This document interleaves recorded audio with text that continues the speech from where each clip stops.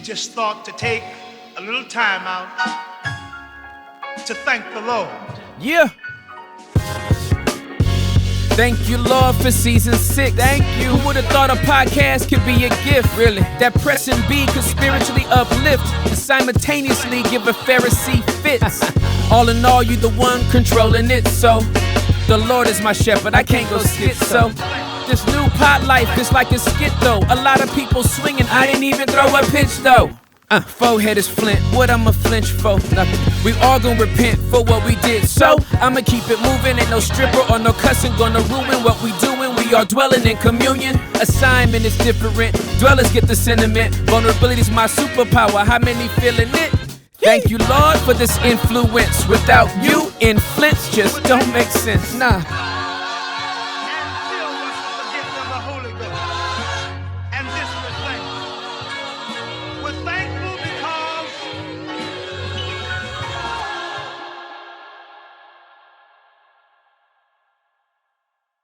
Ross Marketing. I'm ready already. Wow. I am completely honored and humbled that these types of responses have come back. I definitely would have hesitation to go receive therapy for mental health because of I guess my upbringing. Well, if you're struggling with those things, there must be sin in your life. Like I had to struggle. Okay, now I'm gonna get emotional. Let's start this over.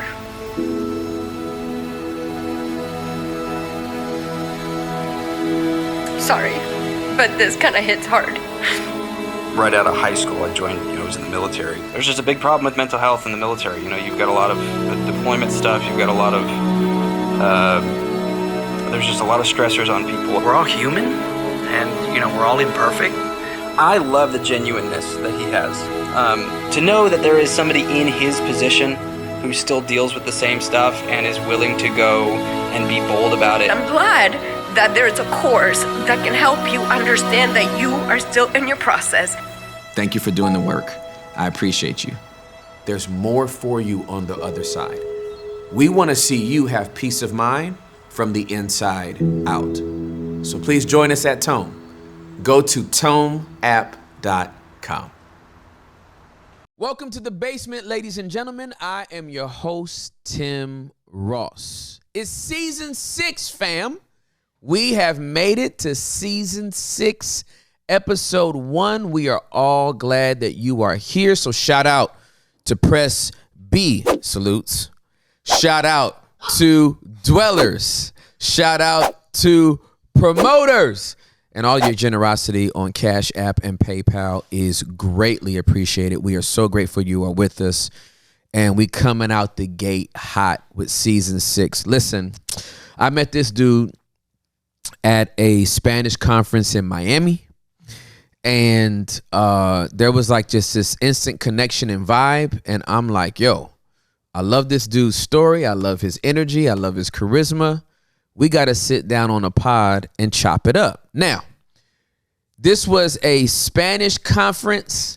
I had to have English translators because estoy aprendiendo español. I am learning Spanish, pero, okay, big pero, grande pero, mucho más, necesito mucho más conversaciones, ¿sí? ¿Entiendes? Entonces, until I get that, I am more English than I am Spanish, but the dude that I'm about to introduce is way more Spanish than he is English. As a matter of fact, this is his first English podcast ever. Yes, it is. And we about to have a great time. So I want to introduce to some, and I want to present to others, comedian, podcaster, influencer in the house today, season 1, episode 6. Season 1, no. Season 6, episode 1. Keropi's in the building, ladies and gentlemen. Let's go. Let's go, baby. Let's go. Bro, I am so grateful you are here, man. No, I'm hyped. I'm happy. I'm happy. I'm grateful, man. Yeah.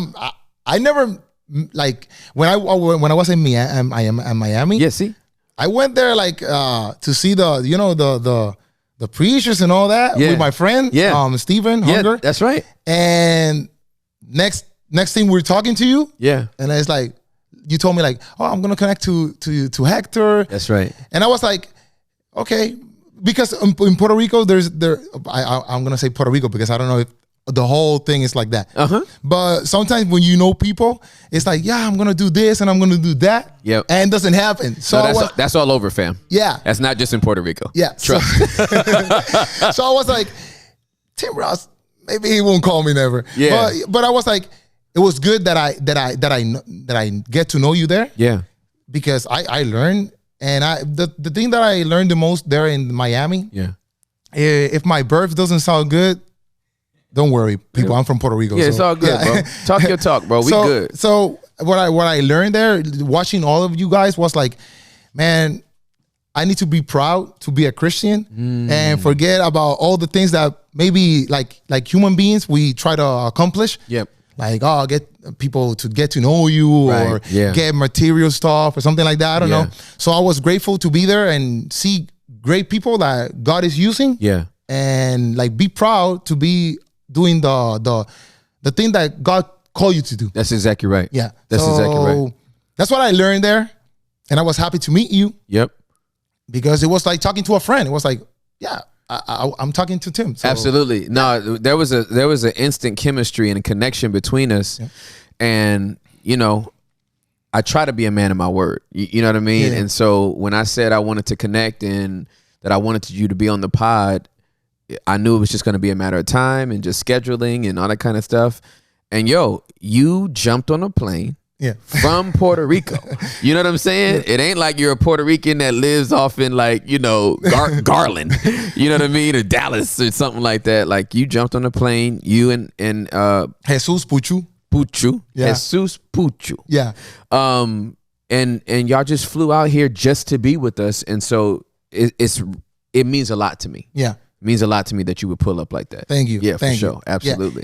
Yeah. And I like watching you guys like do all the podcasts and all these things. Mm-hmm. I learn a lot. Like the thing that I learn a lot is like to love Jesus, and that I appreciate it because if I can watch a podcast and I can like love Jesus more, Yeah. is I'm doing a good job. I don't Yeah, know. for sure. I don't know if you feel me. I don't Yeah, know. I do. I'm feeling you, bro. So Absolutely. every time like I start watching things that made me grow, it's like I'm gonna keep watching that. Yeah. And that's what I find in this podcast, you know? Yeah. I find that I can learn and I can be a better Christian. Yes, sir. So if this podcast is giving me this, Yep. let's keep watching it. For sure. Yeah. I appreciate Yeah, you, man. yeah. Hey, so just tell us about you. Like, I want to know about your upbringing. You know what I mean? Even the cultural aspect of that. I just think it would be really, really good for you to share with the dwellers how you came up to be who you are right Yeah. now. Yeah. First of all, like I have never in my life, like in my mind, never passed Yeah. that I was gonna be preaching Yep. or I was gonna be doing comedy. Yep. Or doing podcasts or Yeah. sitting here with Tim. Never in my mind. Like never in my mind. Yeah. Never. Yeah. It was like I all my life I have been like working hard because my mom always taught me like if you want to like get money, you have to work. For sure. So Absolutely. my mom is a workaholic. Okay. She's like work. Yep. And she wanted me to study because you need to work to be like a good guy. I don't know in the system. I don't know how you call it. Yeah, absolutely. So my mind was like that, but I didn't know what to study because my mom didn't raise me like that. She was like, you have to work, but she never took time to sit down with me and say like, what do you like? Like, what are you good at? Yeah, absolutely. Never, because my mom, she was always working. Yep. So I was like this kid, like went to church, Catholic church. My grandma, she was full Catholic. In Puerto Rico, there's a lot of Catholic people. Yep. Right now, there's more like Protestant. Yeah. Protestants. Yeah. Yeah, that's the way we say it. Actually, exactamente. Yeah. Protestant is literally the way it's spelt. Okay. I don't know how in English it gets to Protestant. Yeah. Right? Like where's the freaking D? Protestant. No, it's Protestant. Yeah. They protested the king Yeah. and came here. Yeah. Right? So it's literally Protestant. Yeah. You are right. Okay. We are wrong. Americans are wrong. It is Protestant. Yeah. So in Yeah. Puerto Rico, there's more Protestant now. Sí. And my name is Emmanuel. Mm-hmm. So my name is from my brother's my grandma Mm-hmm. has a brother. He was a priest. So he gave me my name. Beautiful. So I come from that kind of family. Mm-hmm. You see, but my mom is this kind of girl that is like, I am Catholic, but I don't go to church. I got you. Yeah. She's not a practicing Catholic. Yeah, I but get it. my mom, I call her like she's like very strict. Yep. I call her like she's Hitler because I don't know if I can say this in this podcast. Maybe you edit it. It's good. Because she got the boycott and all that, you know. Yeah. I look at her. I say like, Mom, you look like Hitler. You only need the mustache because she's very strict. Yeah. Very, and she's with the moral. She's very strict. Got you. So I grew in that kind of house, you know. So I didn't know what to study, and then when I was in 12th grade, going to university, I didn't know what to study. I went to the University of Puerto Rico, but I was there to make my mom proud. Yep. I was like, okay, I'm here. You're happy. Yeah. There you go. Yeah. But I didn't study nothing. I didn't go to the classroom. Nothing. I just went out. Yeah. And I'm not Christian for that time. Yeah, So I'm for just sure. partying, having a good time in the world and all that. Yeah. So then I started doing bartending. Okay. So I started doing bartending, and I had a friend that when we graduated, she had the hair curly hair, but she made hair dreadlocks. Okay, got you. Yeah. So we kept in touch. Yep. And like a year after we graduated, she came to Jesus' hands. Okay. She converted. Yes. Absolutely. Yeah. So she got into church, and she always invited me. She was like, "Oh, come to church." But I was like, "No, I don't want to be there." Yeah. So started doing bartending. I'm like telling my story like way shorter, but yeah. It's all good, bro. Okay. So yeah, I started doing bartending like for 4 years, and bartending it was good because, in my mindset there, you know, it was good because it was a job that I was a kid. I was like 19 years old, 20 years old. Yep. So I was getting good money. I got my first car by being bartending. Wow. I'm partying. That's Yeah. what people do. Yeah, for sure. Absolutely. Yeah. So I'm partying. It's my job to Yep. party Yeah, and yeah. serve drinks. Yeah. My friends are here. Yep. So yeah, I'm living the life. Yeah, absolutely. Yeah, it's giving you enough money to get a car. Yeah. Straight. Yeah. Absolutely. And my mom taught me to work. So I'm working. That's right. And I didn't study because I didn't know what to do. Yep. So I found that bartending was like the place that I felt good. I felt like, yeah, this is my place. I'm happy here. Like I party. I am a person that likes to be around a lot of people. Yep. And with a lot of friends. And I know that, like I acknowledge that right now because I'm in Jesus, that I found that in my friends because I didn't have it in my house. You understand me there? Yeah, I do. Absolutely. So my friends has been like my family. Yeah. And that comes from my name. Yeah. My name was my nickname, Yeah. Keropi. They put me in that name when I was in 3rd grade. But I was always hanging out with the 8th graders. And they were the ones who put me that nickname. So I felt like I belong somewhere. Yeah, for sure. Yeah. So, absolutely. but I'm telling you this Yeah. now that I'm in Christ, because at that time I didn't understand that. Of course not. I didn't understand for that. sure. Absolutely. So Yeah. Now let me ask a question. Yeah. What was? Do you have siblings? Yeah, a brother. Okay, you have a brother. Yeah, I have a brother.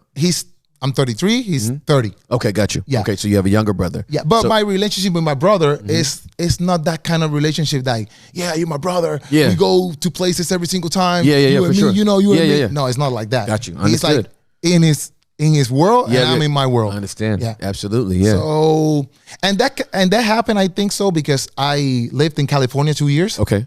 And those 2 years, like, we didn't talk. ¿Qué parte? San Jose. San Jose. Okay. Sí. Yeah, San Jose, Sunnyvale, that area. Yeah. So I lived there, And those 2 years, I didn't talk too much to my brother. Yeah. I only talked to my mom when I call her, like, yeah, I'm good over here, because I was living with my aunt. So I think that distance, like, made that in our relationship. Yeah, for sure. Absolutely. Oh, yeah, absolutely. Yeah. That And makes sense. nothing. I was bartending, and one day, we were having troubles because in bartending, there's a lot of things that happen. And I was a bartender not in a great place. You know, I Okay. wasn't doing bartending in like hotel. Right. Yeah. It's not that kind of bartender. Yeah. It was like this weird places, you know. Sketchy. Yeah. So Yeah. They hang out like a lot of how do you call it? Like gangster. I don't know if Yes. it's gangster people. You call it like Absolutely, that? yeah. Like gangster people. Yeah. And I had friends that were at the bar one day, and the Yep. other day they got shot. Yeah. They got killed. Yeah. So my life always was like, man, I don't want to get killed or I don't want to die young. For sure, bro. I always appreciated my life. Yeah, man. So that was the thing that like restricted me or at least protected me Yes, for sure. not to do stupid things. Yep. Yeah, absolutely. You see, if I say something wrong, you correct me. No, man, you're doing great. So- Your English is good. Okay. So that protected me not to do stupid things. So the thing is, like, I'm living like that. Yeah, I did. I smoked. I drank. Did all things, but I didn't cross some lines because it was like, man, I want to live. You know, For sure, absolutely. And I don't want my mom catching me. And yeah, my mom is crazy. Yeah, for sure. Yeah. If I get it busted, I'm like, yeah, I'm better in the police hands than in my mom's Hey, hands. that's how I felt about my dad, fam. Like, nah, I was scared of my dad. You know what I mean? And my mom. Like, I was not scared of the police or gangsters. I was scared of my parents. Yeah. So one day, one of my friends got shot. He got killed, and we got like trouble with they call it in Puerto Rico falda. Falda is getting in trouble with girl stuff. Okay, you know, understood. talking to girls that you don't have to talk to. Yeah, for sure. And all that. Yeah. So one time I got scared because something like that happened, and I was like, man, I'm 23 and I don't want to like be living like this. And in that time, sometimes at the bar, one time this girl came in and she's like, I wanted to sell you these candies. You know, in Puerto Rico they do like candy things. They give it to the kids so they can sell it to do the class thing. I don't know. sure. Yes. So this girl came in and she's like, I wanted to sell you this, but I'm not gonna sell it. I'm gonna tell you that God loves you. Wow. So I'm like, this girl is crazy. You know, like Wow. she came to a bar to say me that. Wow. So that touched me. And I call my friend Gavi. I call him and I like, dude, I think God is calling me. And my friend is like, you're crazy. No, he's not calling you. Like, Wow. they are not in the church. Yeah, for sure. So they're like, you're crazy, bro, whatever. So I just like let it go. Yeah. I was like, okay, yeah, God is not calling me. So I left it. Hey, so hold on though, dude. That is like really, really significant. This girl comes in there. She don't buy no drinks. No. And she has candy to sell and don't even sell you the candy. No. She tells you this statement, God loves you, Yeah. and leaves it at that. Yeah. Just like that. And it touched me. It hit you. Yeah. It did. Why? I don't even know. I don't know. It was very different. I don't know. Yeah. It was like, and at that time I wasn't looking for God. Like I wasn't going to church. It's not like, yeah, I went to church last week and this happened. Right, and it's like, right. oh, okay, I'm kind of feeling. No, Yeah, I wasn't even going to church. Yeah. I don't know. It was God. Yeah, it was God. It was bro. God. It was God. Yeah, unbelievable. Yeah. So that's beautiful. So that thing happened, and my friend, her name is Sadit. So she one day told me, you want dinner, like you want dinner, some food? And I was like, yeah, because when I opened the bar, I opened it at 3 p.m. and I was there until 2 a.m. Wow. And I closed the bar. And I was the only bartender. I put the music. Wow, bro, you were the DJ. Everything, bro. One man band. Bartender, DJ. Yeah.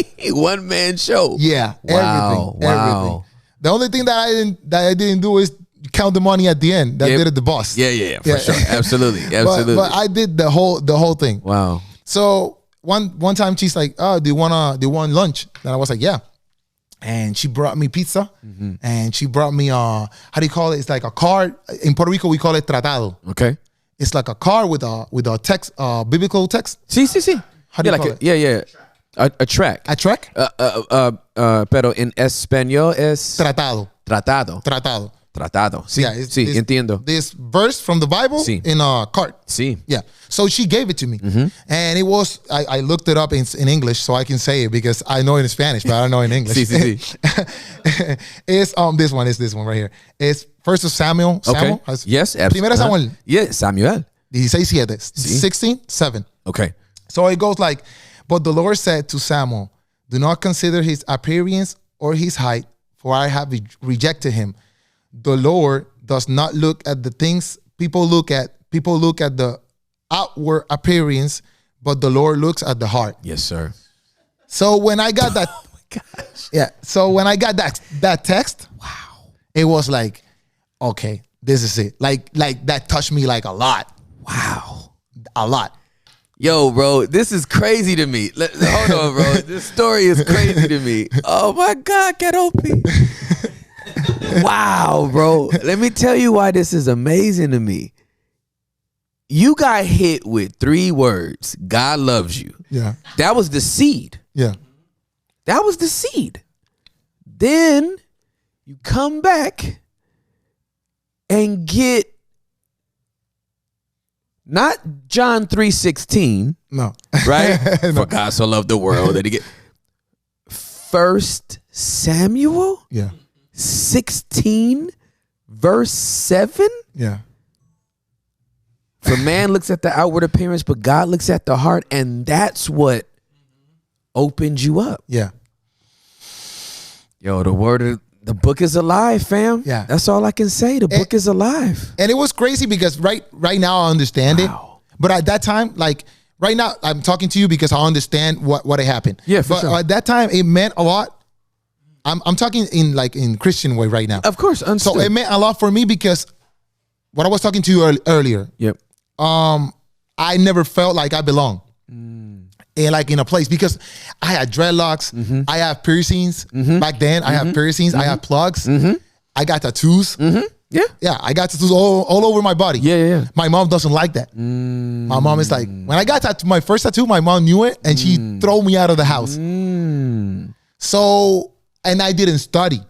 So I'm not this kid that has a scholarship or a diploma. I don't know how to say Yes. it. Diploma. See? I'm not that kid. I'm not that kid that has a great job. Right. I'm bartending in this place that people are getting killed. You know, so I'm smoking. So my mom in 12th grade, I got thrown out. They kicked me out. I wasn't getting good grades, Yep. so they kicked me out. Yep. And I never threw the how do you call it? We call it in Puerto Rico birrete. Yeah, see. The hat, the graduation I cap. didn't. I you never didn't graduate, never. get a diploma. I did none of it that. on other schools. See. Taking tests. Yeah, absolutely. Yeah. So my mom, she was like very sad Yep. because she had paid money to be in Of a course. private school, See.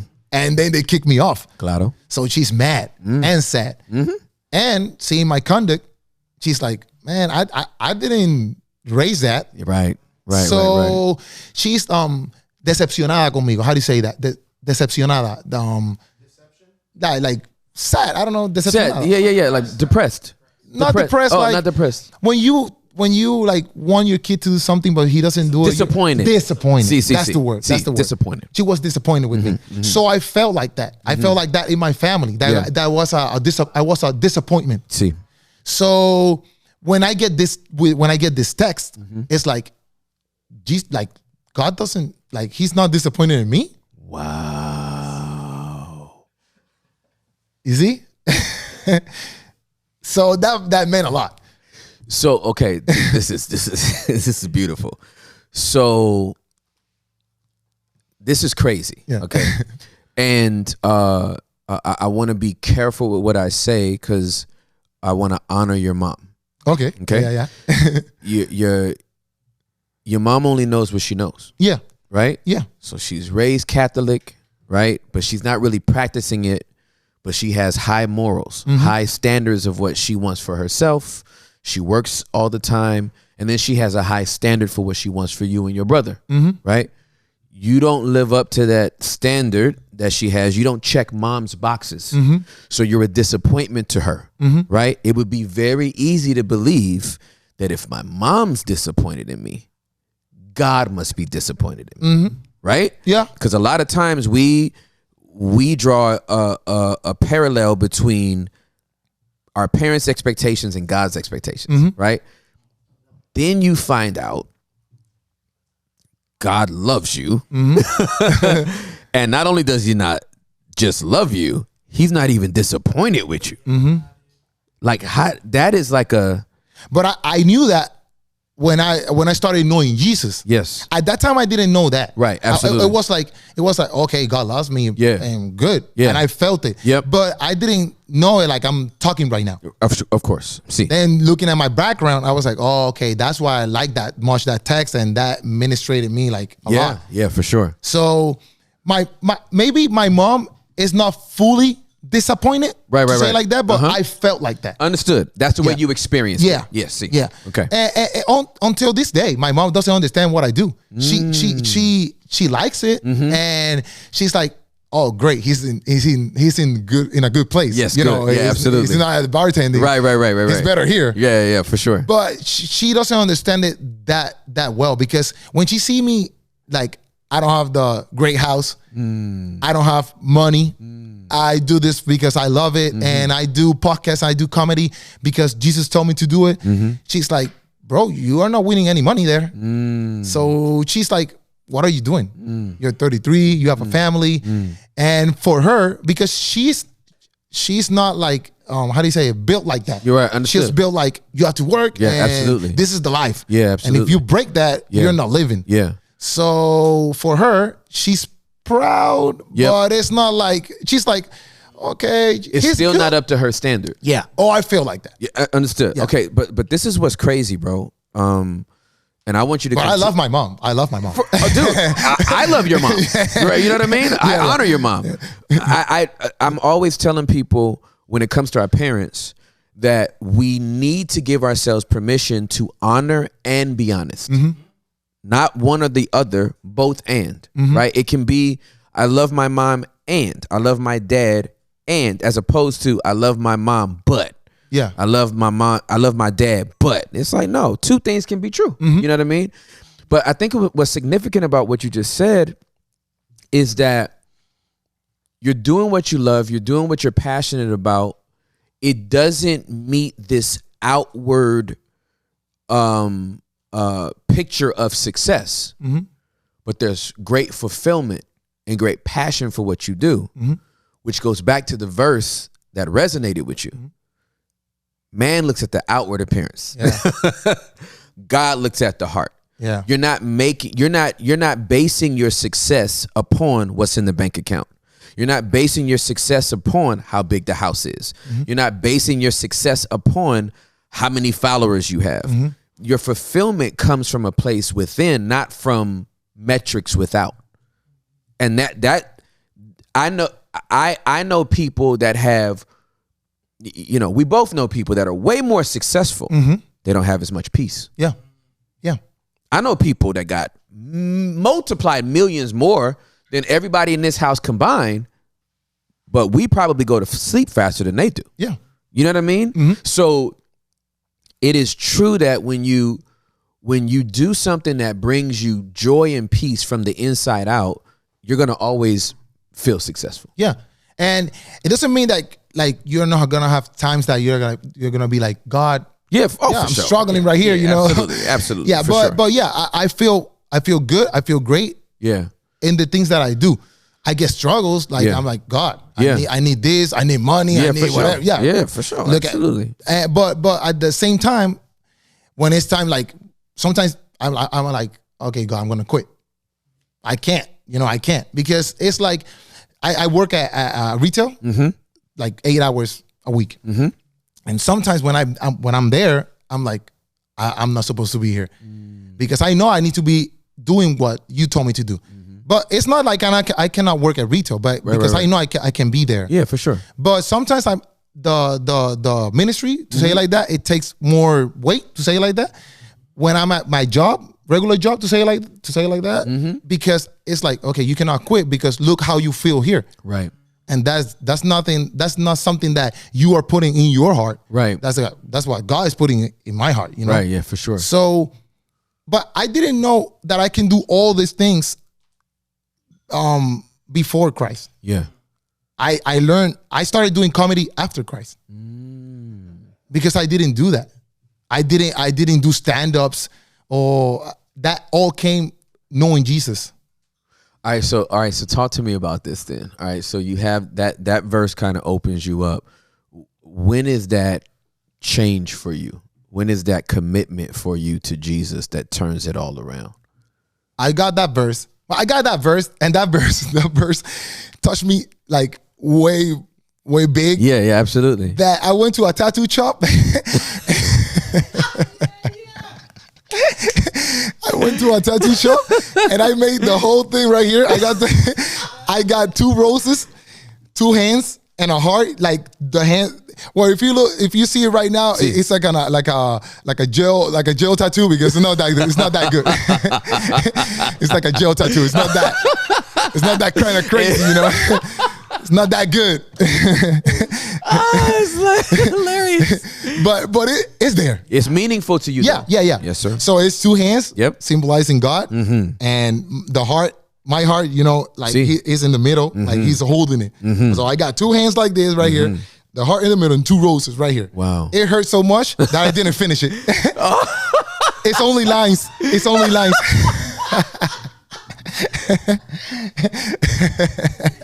Oh, that's hilarious. I was like, God is there. It's there. I don't need none of this colored in. I don't need no more detail. No shadows, no nothing. No shadow. We are done. Yeah. I know what it means. I know what it means. Oh, that's hilarious. I've been that way. Yeah. I've been that way. I finished all of mine, but yeesh. It hurt. Yeah, It hurt. buddy. So I did that, and like a week passed. And I went to how do you call it? Like a circle? I don't know. Small group. Small group. Yes, I went to a small group. ¿Cómo se dice small group en español? In Puerto Rico, they call it célula. Célula. Sí, cell group. Yeah. Yes, sí. Célula Sí, claro. o comunidad.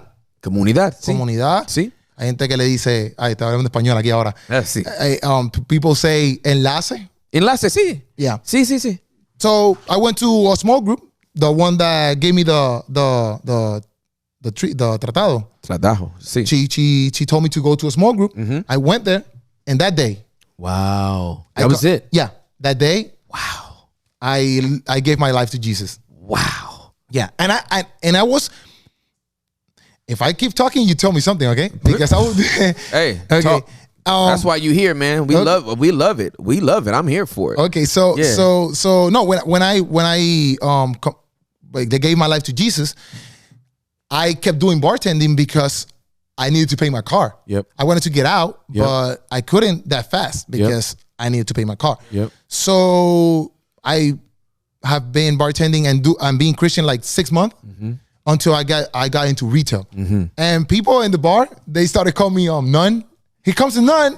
Wow. Because I quit everything. Wow. I quit drinking, I quit smoking, I quit everything. Yeah. And they were like, here comes the nun. But we were friends. Yeah, and for sure. Until they say we were friends. Yeah, for sure. So that happened. I turned my life to Jesus, and it was like, bro, I didn't read anything. Wow. And I gave my life to Jesus, and the next day, my pastor, he gave me a Bible. It was King James. In Puerto Rico, they call it Reina Valera. See? So is King James here? See? The Translation? translation? Yeah, okay. So it was King James. I didn't understand nothing. So I was like, man, I cannot read the Bible. Yeah. So he told me to get a new version. In Puerto Rico, it says Nueva Traducción Viviente. NTV. NTV. NTV, see? So I don't know how to say in English. Yeah, new translation. New NLT? New Living Translation. I don't know. Yes, see. It's not King James. Yeah, not King James. Yeah. This is here. Yeah. This is it. This is NLT. Okay. Yeah. So it's probably this or close to it. Yeah. Yep. So I started reading that one, Mm-hmm. and it felt like, okay, I'm talking to Jesus now. Yeah. So Wow. I am understanding him. Yeah, absolutely. So it went like I'm reading. I don't know how. I don't read Bible to. Yeah. I'm reading every single time, every single second. Wow. Like for the first year, I was I was reading like a lot. I Yeah, was for sure. Reading. Yeah. Every single time. Yep. Like they want my friends from the church were Yeah. like, let's go eat somewhere. I was like, no, I want to go to my house. Wow. And I wanted to go to my house and read. Wow. So that gave me a lot of knowledge Yep. and like roots Yep. to start understanding Jesus. Yep. But then I started watching YouTube, started watching preachers. Yep. And then they were saying like, Doctor something, Doctor whatever. And I was like, what? Doctor what? What's these doctors doing? Yeah, Yeah, a doctor is preaching. Yeah. So I love it, man. I so- love it. So then I learned that you can study theology. That's correct. So I didn't know that. Mm-hmm. So I started looking for how can I be in a college Yes. to study theology. Yes. Because I did missionary trips, Yes. and when I went to Cuba, Mm-hmm. I felt when I went to Colombia, Cuba, I felt like people knew their story, being Colombian people Yes. or Cuban people. Yes. And in Puerto Rico, not the whole country, but Yeah. a lot of people, Yeah. they don't know the story, Wow. including me. Wow. Got you. Mm-hmm. So- Understood. I felt like I cannot be a Christian as the same that I am a Puerto Rican. Wow. So I went to college to study theology. All right, we gotta slow down right there, bro. We gotta slow down right there. I hope y'all understood and caught the revelation. This guy is saying, I may not know my Puerto Rican history.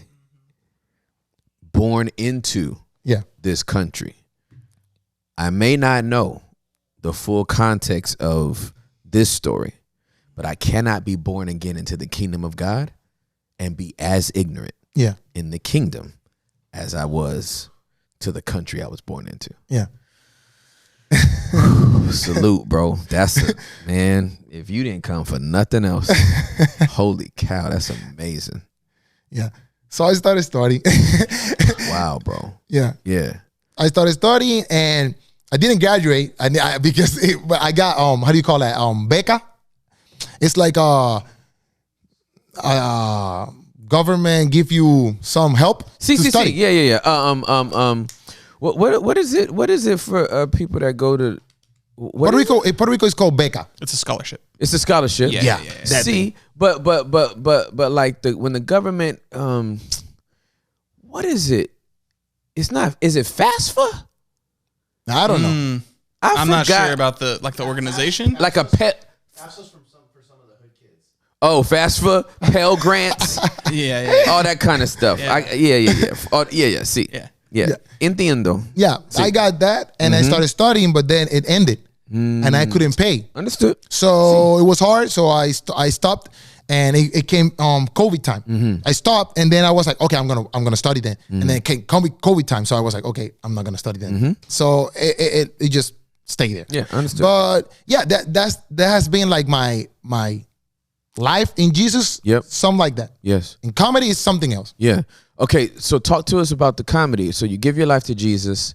Where does the comedy come in? Comedy comes in because in my church, well, in all the churches, Yeah. they do like in Puerto Rico they call it retiros. Retiros. It's like retire. It's like a retirement. I don't know, but it's not retirement, but it's like the day that I don't know, Friday, Saturday, and Sunday.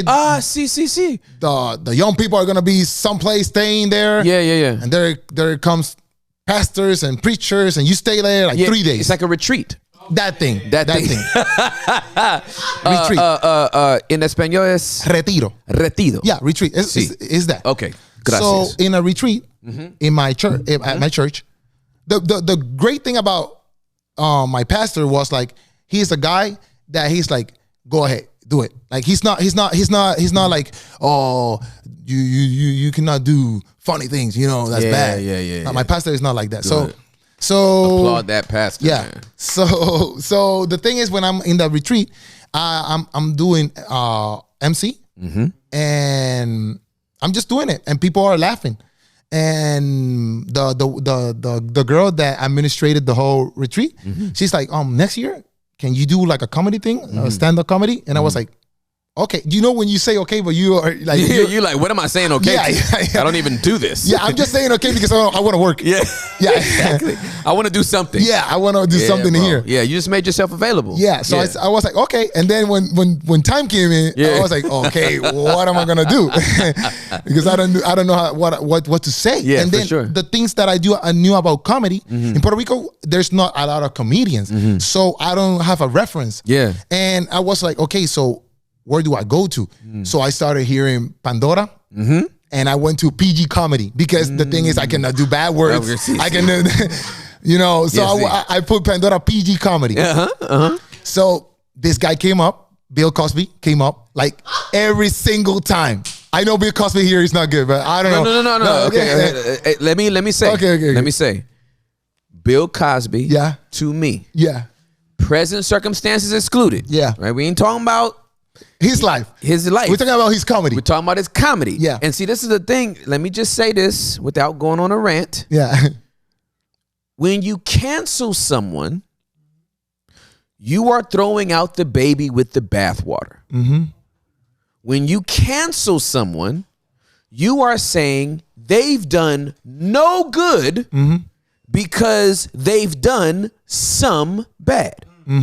So I have seen pastors who have been faithful in teaching the scriptures for years have an affair, and they erase 12 years of great sermons because he had an affair. Yeah. When the truth of the matter is, nothing he said in the 12 years was a lie. He told the truth, and he told it well enough that books were made and tapes were sold and sermons were packaged and all this kind of stuff. But instead of the both and, we do the either or. Yeah. Right? And so with Cosby, what he did was foul to those women. And he's a comedic genius. See how we don't have to kill one thing for the other thing? So I say all that to say, on my list of greatest comedians, I have William H. Cosby, number one. Numero uno. Duro. In my opinion, Bill Cosby is the greatest comedian I have ever heard. He's the greatest storyteller I have ever heard. For a guy to sit down for 3.5 hours and make a room full of people laugh in New York. Yeah. You're the GOAT. Yeah. And I know people got short memories and they'll say Dave Chappelle's the GOAT. Dave Chappelle's, I got Cosby 1A, I got Dave 1B. Okay. I'm not going to say he's 2. Okay. I got him 1B. Yeah. Okay. Yeah. Yeah, and he did he did it sitting down. Like on Cosby himself, he's That's sitting, right. Absolutely. It's one of the greatest. He's sitting down. Yeah. And I was like, man, he's sitting down A doing stand comedy. up is sitting down. Yeah. He's the freaking GOAT. Yeah, because with your body, you can do comedy. That's exactly without, right. Without talking. No. And he's sitting down. Sitting down. Yeah. With a story Yeah. that's so compelling. Yeah. That even though he's telling his story, everybody thinks it's theirs as well. He's a freaking genius. Yeah. So this guy came in and it's like, man, he's great. So I started like watching and hearing like all the time. At my job, I was like learning. Yep. Okay, he did the story like this. He does this. Okay, let me learn. And then one time the time came. Yeah, see. And I wasn't scared. I called my friend. I was like, people don't laugh. Yeah. You laugh. If people don't laugh, you're gonna laugh. Absolutely. You start laughing, and people are gonna start laughing. You gotta have one. Yeah. I just gotta have one. I love it. Yeah. And I was scared too because it was like my second year in church, and I was like, man, I hope like no bad word comes out or something like that. You know. Yeah. So I was like stressed out. So nothing. I did the comedy, and it was like, boom! It was great in the retreat. Yeah, in the retreat. Yeah. So it's like, okay, hold on. Okay, I did stand up for 2 years. Yeah. Right, and I know the art of it. I know the science of it. I was trained by a guy. There's a local comic that wrote for a bunch of people, and if you're a Dallas comedian and you don't know who Dean is, you probably are rogue. You know what I mean? Like you didn't even come up right. So, I want to know. I'm nerding out right now, y'all. Okay, give me my moment. Okay, so I'm nerding out right now because I want to know. Listening to Cosby, how did you come up with your own material? Okay. Like you're peeping Cosby's game and you're seeing he's a storyteller. This is how he says this is how he says that. So what did you start pulling from? You're 2 years into a relationship with Jesus. You're in church. You're in community. You're about to do this retreat. What are you pulling from? Where are you getting your funny from? Yeah. What are you drawing off of? When I started hearing him, I'm hearing his stories. So I'm like, okay, he's talking about his kids. He's talking about his wife. I didn't have kids or wife at that time, but I'm like listening to him. I'm okay. I can acknowledge that, and I can be like, okay, he's talking about the dentist. Yep.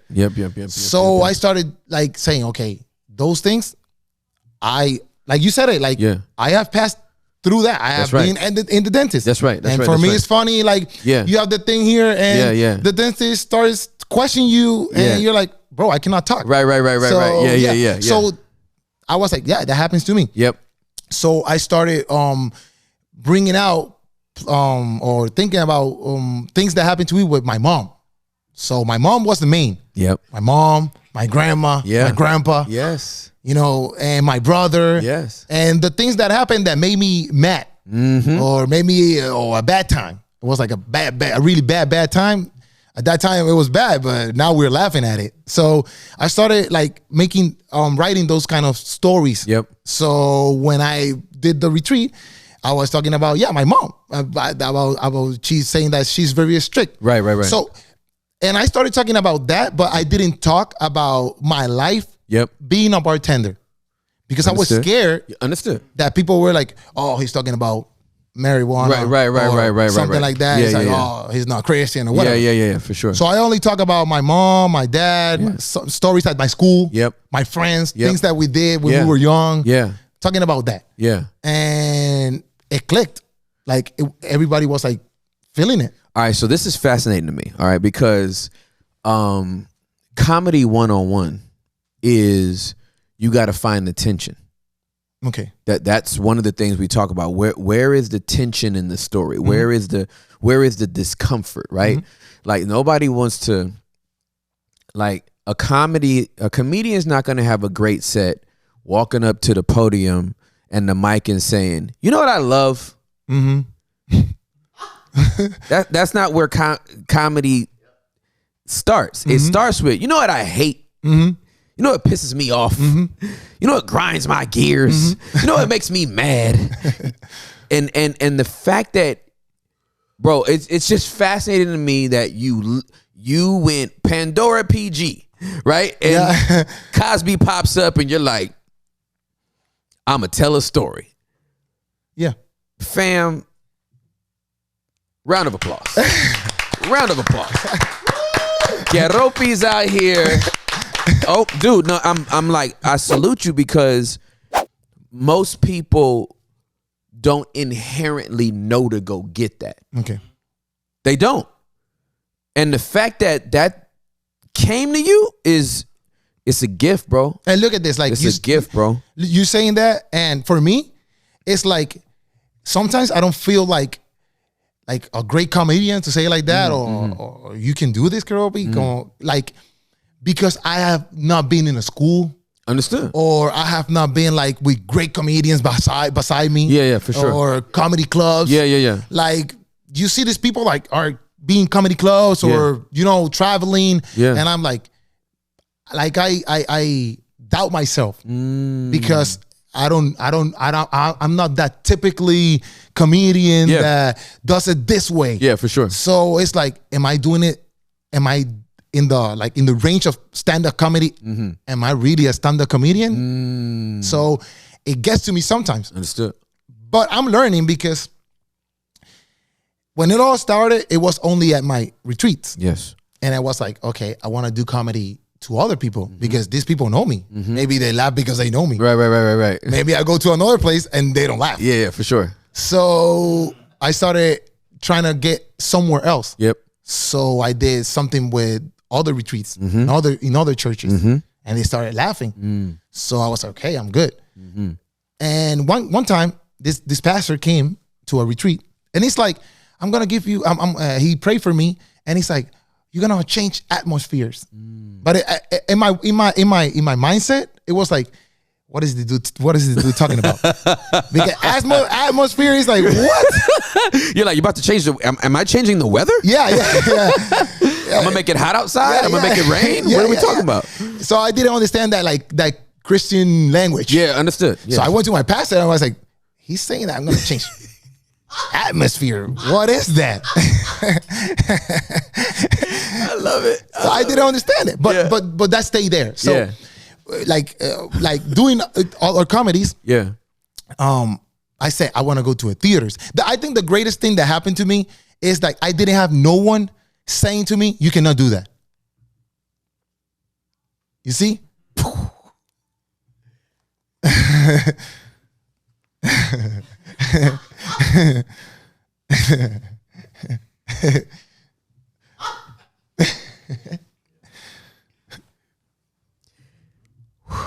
I'm gonna let that marinate, bro. I ain't moving past that right now. I'm gonna let that chill. So, I ain't gonna break it.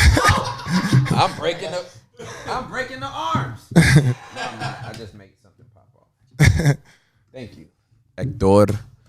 Gracias. Yo. And let me tell you something. Do you know how successful most people would be if they couldn't hear their critics? Do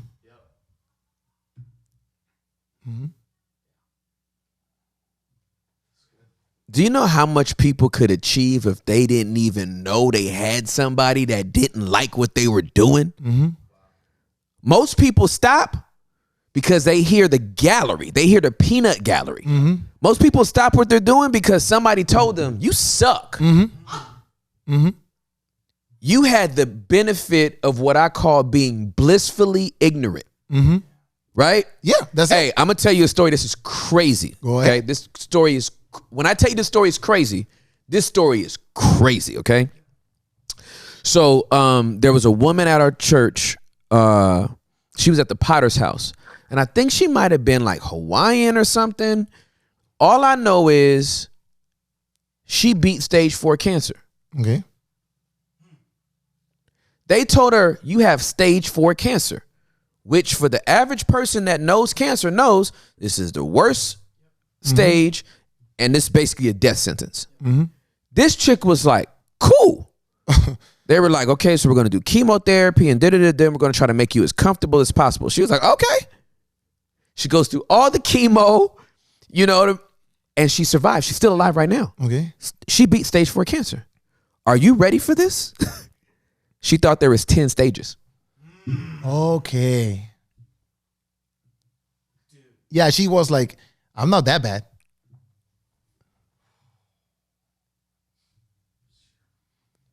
This chick thought there was 10 stages of cancer. So her whole time she was like, well, I'm only at stage 4. Yeah. Let's go through the chemo. Let's do what we need to do. I need to take these pills.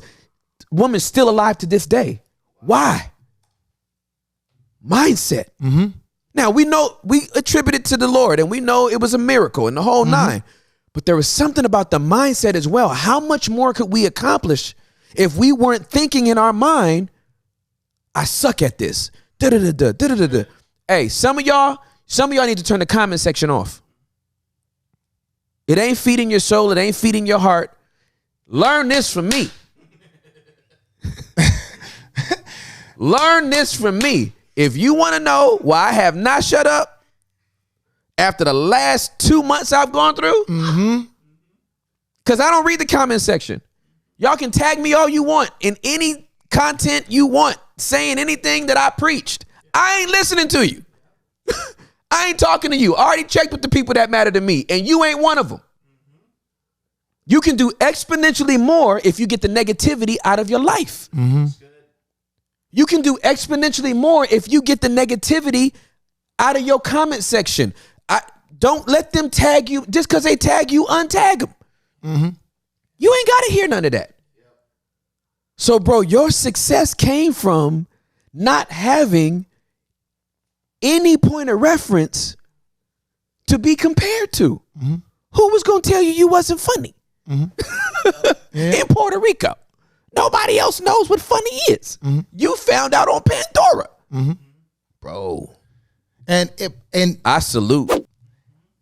And that changes because when you get, I know what is happening to your life right now. Some kind of things because I don't live with you. Yeah, for sure, absolutely. But what we see. Yeah, absolutely. The media and YouTube and everything. All of it. So it's kind of crazy because my mindset is like that. But when you start being more present at the world, yeah, absolutely, it changes. It does change because now people can talk. That's exactly right. And people at my church were like, "Bro, go ahead." Yeah, absolutely. But when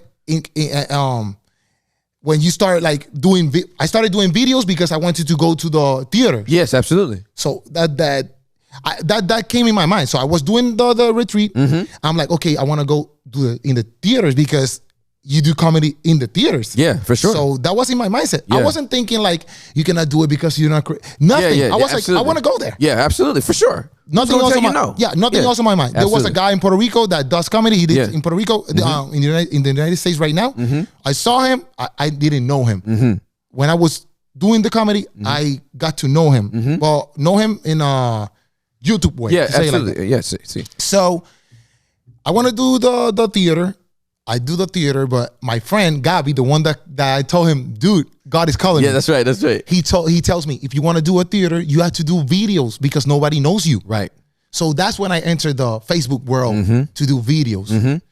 And that's what people start knowing me.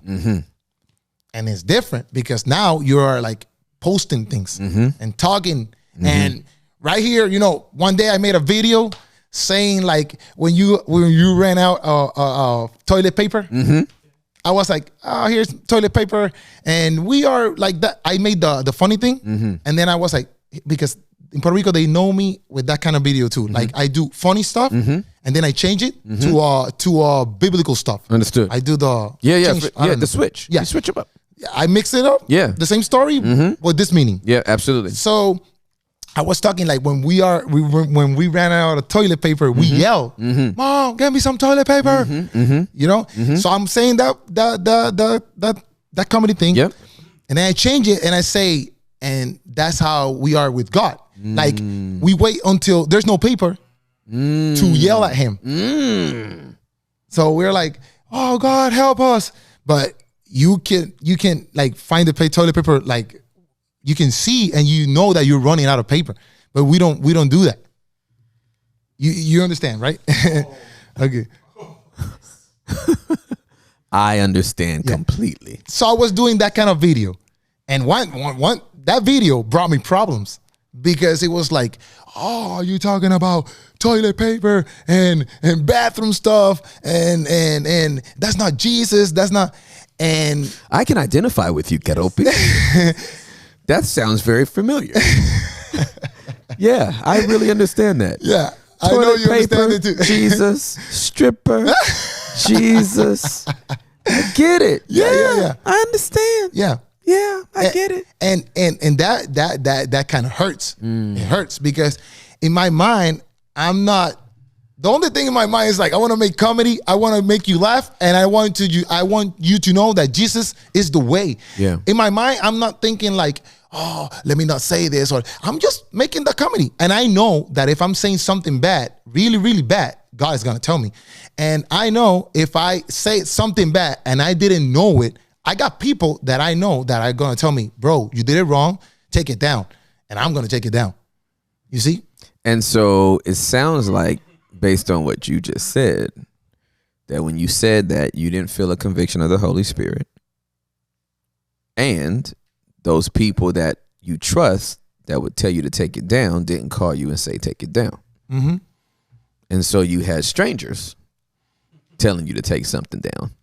Or telling me that that's not good. Or telling you that it's not good. When you get people in the comments saying like, great, oh, that's good. And I was like, forget it, I'm going to keep doing it. Yeah. So I kept doing it. Yeah. And until right now, like, I know where you're passing because I know I saw the whole video that in Puerto Rico. Yeah. There's people that know you. Yeah, for sure. And they see your podcast and Yep. they see your how you say that the preaching? preachings. Yes, They see the preachings. There's people that know you there. Yeah. And we know that what is happening with the strip and all that. So we made a podcast the other week, and we got like a lot of bad comments about what we said. And we were talking opinions. You know, my opinion, it wasn't the same of my friend's opinion. My friend's opinion was like he was passionate and he was mad with this pastor that he said some things, and we were talking that. Yeah. But I never in my life felt like that much hate from those kind of people. That Yeah. I think those people, Yeah.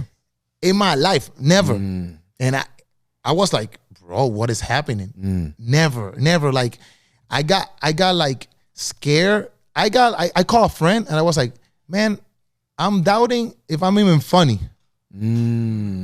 Like, I did a video and I was like, I wasn't like happy, like not happy. I don't with vibe. I don't know how to say, but I wasn't like great because I was thinking about all these people that DM me because they didn't make comments. They made comments and they DM me. So I was like, bro, they are mad. Yeah. They're very mad. Yeah. And that kind of hit me hard this sure. week. It hit me hard. Yeah. Because it's like, I'm just trying to do comedy and my wife was like, I told you not to talk about her.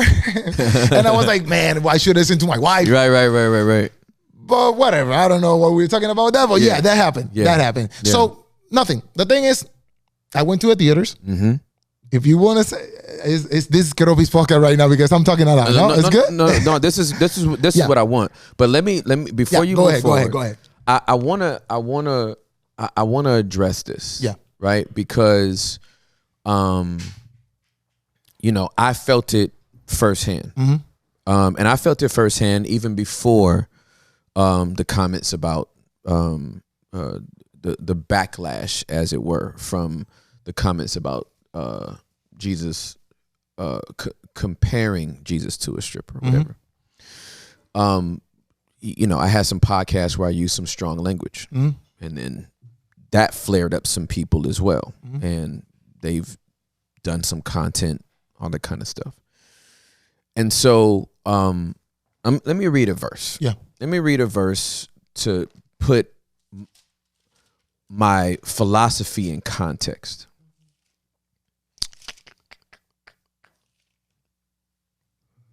Where is it?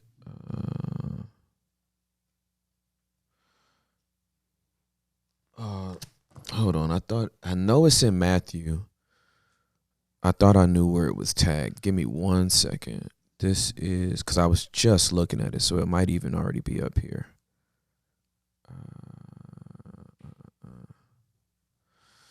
So in John, I'll go here first, and then I'll go to the other ones because the other ones are. Let me see. Yep. So in John 13, there's the other one. In John 13, 34 and 35, So now I am giving you a new commandment. Love each other. Just as I have loved you, you should love each other. Your love for one another will prove to the world that you are my disciples. This is my philosophy, right? Our rabbi in red said, here's how the world's going to know that you're my disciples. The way you love each other. All right. So Chris Rock, a fellow comedian, right? Waits a year before he addresses getting slapped by Will Smith. Yeah. The last 7 minutes of his special, he addresses the whole Will Smith thing. Yeah. And the way he mic drops. Yeah, I saw it. It was brilliant. Yeah. The way he mic drops is people wanted to know how come I didn't flame him at the Oscars. Because my mama taught us, you don't fight in front of white people. Boom. Okay. Now, I didn't think this would go this direction. So this is like very, very interesting that, you know, the homie from Puerto Rico pulls up and we get to have this conversation, right? So I'm listening to the reactions from the strong language that I've used. I'm not going to like seek it out, but there's no way to ignore all of it the way it comes in. You're gonna see some stuff, right? The algorithm pulls up stuff, and then you go, "Is that me?" I was just scrolling through. Is that me? But that ain't like Hector and Sam didn't put that out. What is happening here, right? So you see some of the stuff, but I don't click on it. Like I'm not about to click on it. I'm not about to deep dive through other comments. I'm not in my own comment section, let alone somebody else's, right? I'm not getting in that swimming pool. There's piranhas in that water. You know what I mean? I'd rather not get nibbled on. You know what I'm saying?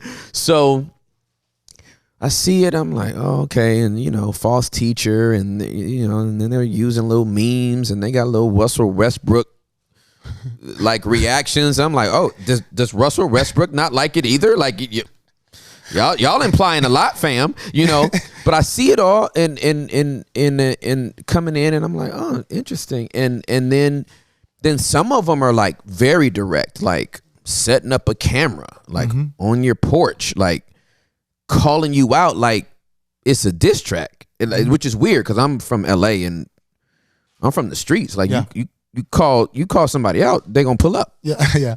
You must want them to pull up. Yeah. Like or take my address. Yeah.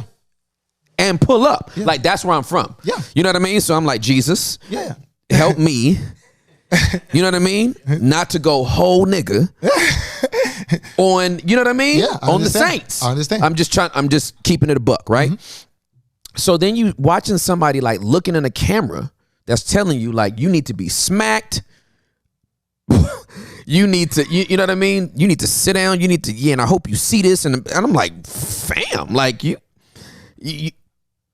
wow. Yeah. You know what I mean? Wow. Right. Yeah.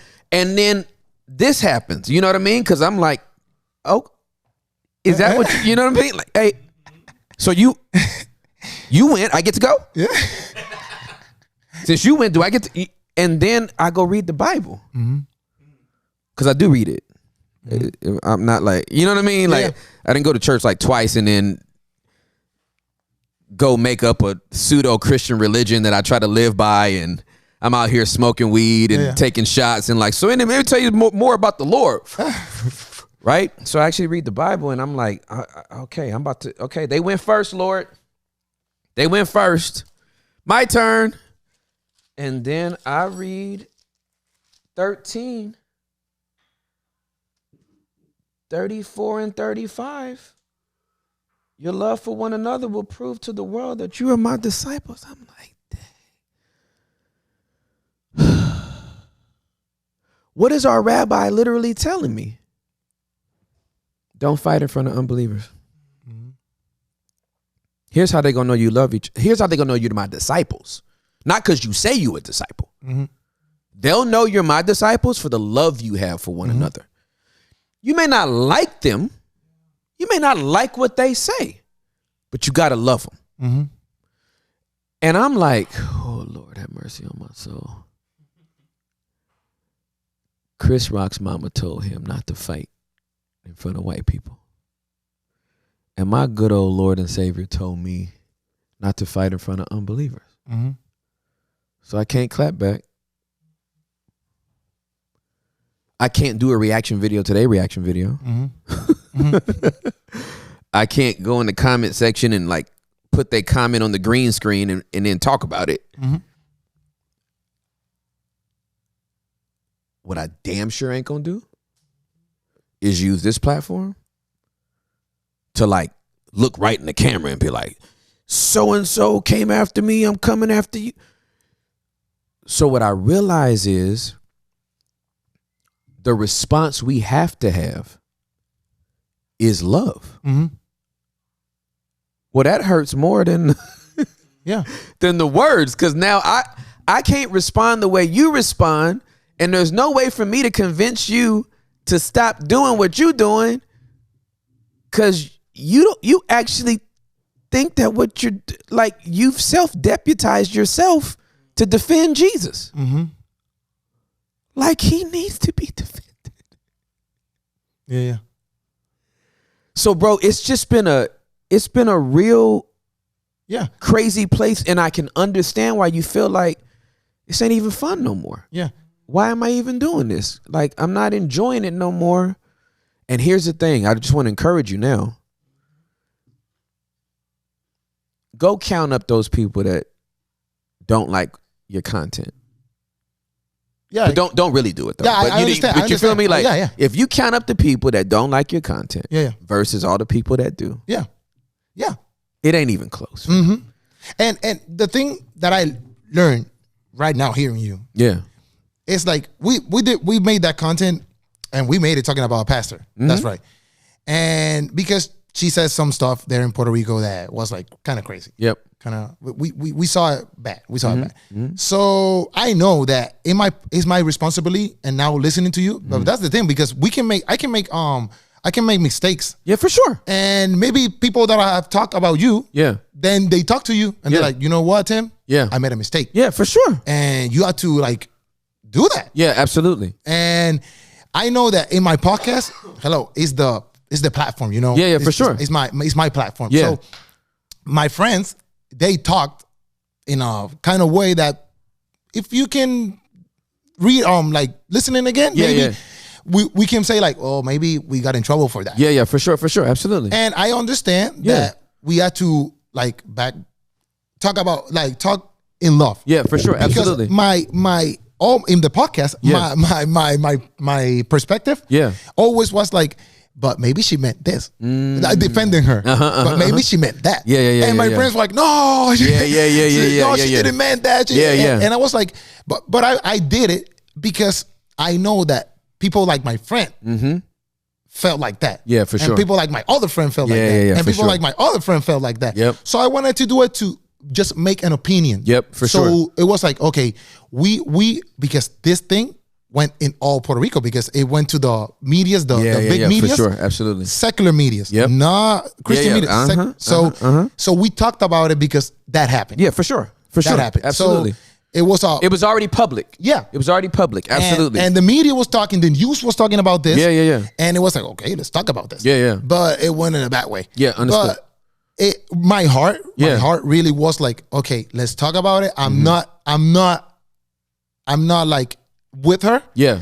But I know Yeah. that she's a pastor. Yeah. That she wants to do something good, because I absolutely. acknowledge some things, but Yeah. she said it the wrong way. Understood. Yeah, But absolutely. my friends didn't feel like that. They went, Yeah, they went hard. They went hard. They Yeah, went like the absolutely. people sometimes go in. Yeah, absolutely. For And sure. I got in trouble for that. Yeah, absolutely. But I felt bad because it was like, man, I didn't do it that way. Yeah, for sure. And it got me thinking right now, like maybe I should put it down. I don't know, because it's the truth. The truth is the love. Yeah, absolutely. The thing is, we do this because we want to represent That's the right. love of Jesus. That's right. in every single place. Absolutely. So it got me thinking. But yeah, we did it. And It's out there. You learn. You learn, bro. Yeah. We live and we learn. Yeah, I have talked to to her daughter, the pastor's daughter, and I told her like, man, I'm sorry. Yeah. I'm sorry. I did it the wrong way. Maybe for you, maybe you understand it, but I'm sorry. But my the thing is, can I say something? Yeah. You talked to the person. That's what's missing from all of this stuff that's going on right now, is people don't want to actually talk to the person. Okay. The step to jump on the phone, jump on a FaceTime, jump on a Zoom call, right? Everybody's trying to check everybody and correct everybody outside of relational equity. Yeah. Yeah. I can't find it. I can't find it from Matthew to Revelation. If we're just going to talk about the New Testament church, I can't find an example where Paul is mentioning anybody by name that he doesn't already have relational equity with. Yeah. Right? Yeah. And I'm not just talking about Matthew 28, Matthew 18, right?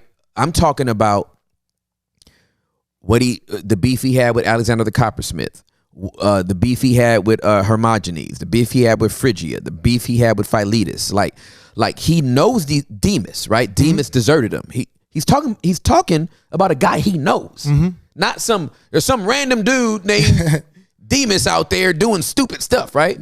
Anybody that if Paul addressed behavior he didn't like and there was seemingly no personal relationship, he talked about the behavior, not the person. There's some people out here doing this. Well, if the shoe fits, wears it. You know what I mean? If somebody then calls and's like, you talking about me?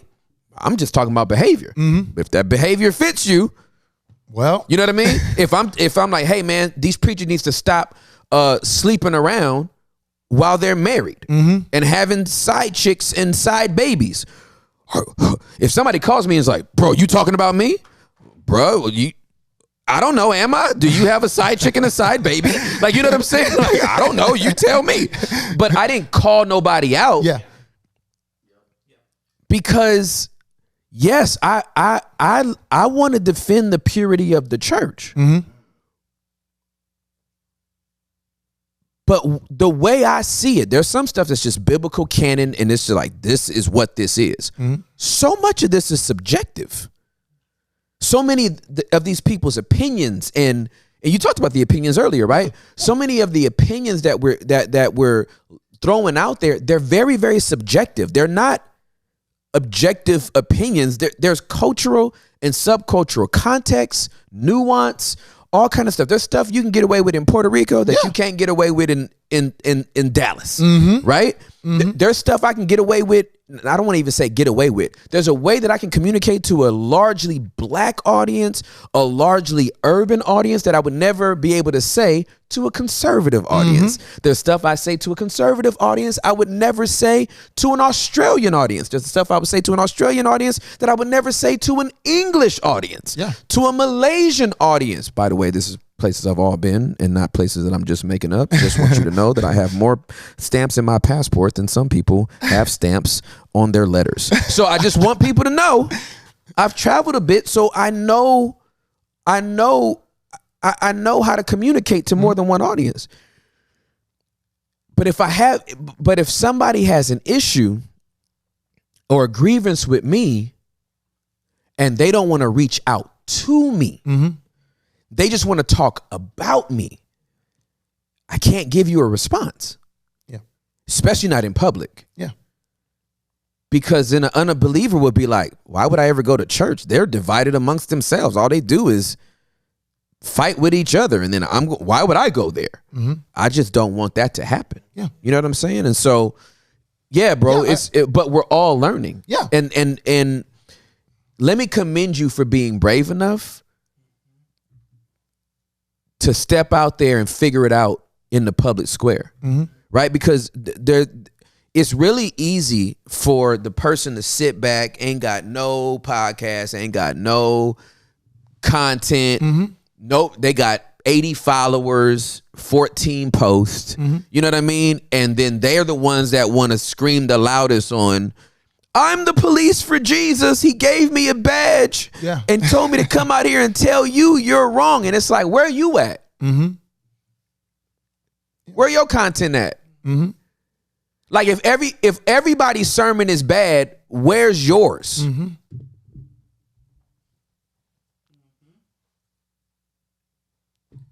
Since everybody's sermon sucks, where's your bomb sermon to fix all sermons? Yeah.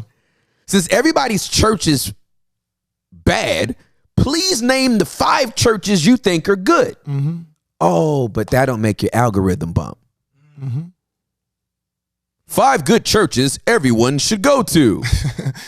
80 people gonna like that. Yeah. Here's the 8 churches I think are horrible. 182,000 people like that. And guess what? You're going to get a little check from YouTube. Mm-hmm. So your check is contingent upon talk about people that you don't like. There you go. That's crazy. It's crazy. It's true. But it happens. But I just wish they would be honest about that. Yeah. I would stop talking about you, but it's too lucrative. Just say that. Yeah. I can respect that much more than what's happening. Mm-hmm. You know what I mean? No, I'm doing this for Jesus. Nah, you getting a check. Yeah. Yeah. So, and that's the thing. Like that kind of stuff, when you start like doing it, like when you start doing content, when you start, it's the same. In Puerto Rico, we do podcasts and we talk how we talk without the podcast. yeah, absolute. And people get mad. And Yes, and it's like, bro, like Puerto Rico, we do a podcast. We do 2 podcasts in my platform. You know, we one that is called El Podcastazo. Okay. That is interviewing people, Yes. like one-on-ones. And then we make El Sancocho. Okay. Sancocho is a mix that we talk about everything. Yeah, absolutely. Everything. Culture, politics, Everything. movies, everything. Music, everything. And when we say everything, it's everything. Everything. Not talking Christian. yeah, everything. Christian and non-Christian. Yeah, absolutely. Whatever is happening. Yep. On Monday and Fridays. Okay. So we have talked about Redimido. You know Redimido? He's a singer. Okay. Latin rapper. Okay. Or like Redimido in the United States, like Lecrae here. Okay, got it. Redimido Sí. in Latin world. Entiendo. To say it like that. Sí. So we have talked about Redimido and we have talked about Bad Bunny. And we are talking today about Bad Bunny. And we are talking about maybe how he addresses how to get people to buy his album. Yeah. And we are like, bro, that's cool that we're supposed to do that as Christian. Yeah. You know, analyzing the stuff that he made. Too. Absolutely. Yeah. But people get mad. Wow. And it's like, bro, we one time we were talking about Karol G, you know, that's a singer, Colombian singer, secular. And people got mad. And we were talking about, she was the top Latin. Wow. And something. So we were saying that was good for the Latin people.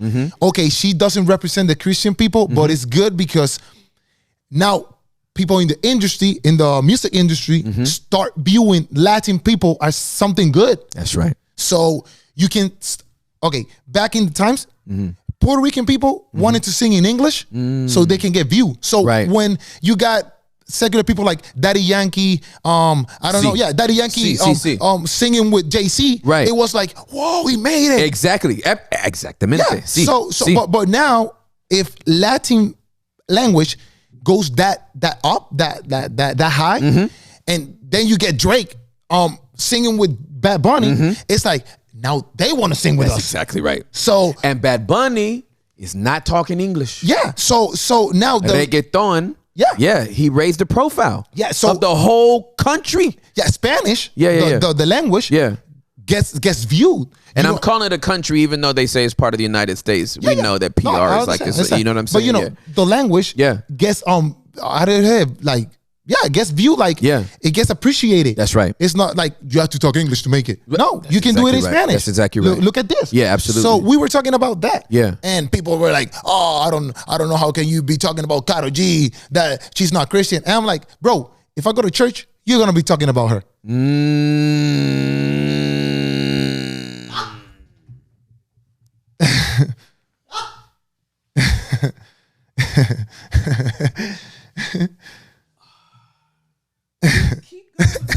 And that's the thing. Like people, some Christians, not all Christians, but some Christians are like, they talk everything. Yep. They talk about John Wick. They talk about series. They talk about everything that is happening, about the new albums that Drake dropped. I don't know, whatever Kanye was. They talk about it at church. They go to eat. church stops, they go to eat, and they hey, have you heard the new album of Drake? They talk about it. Oh, I heard it. It was great. But you put cameras? Oh no, I only listen to Lecrae. You see? And it's like, bro, come on.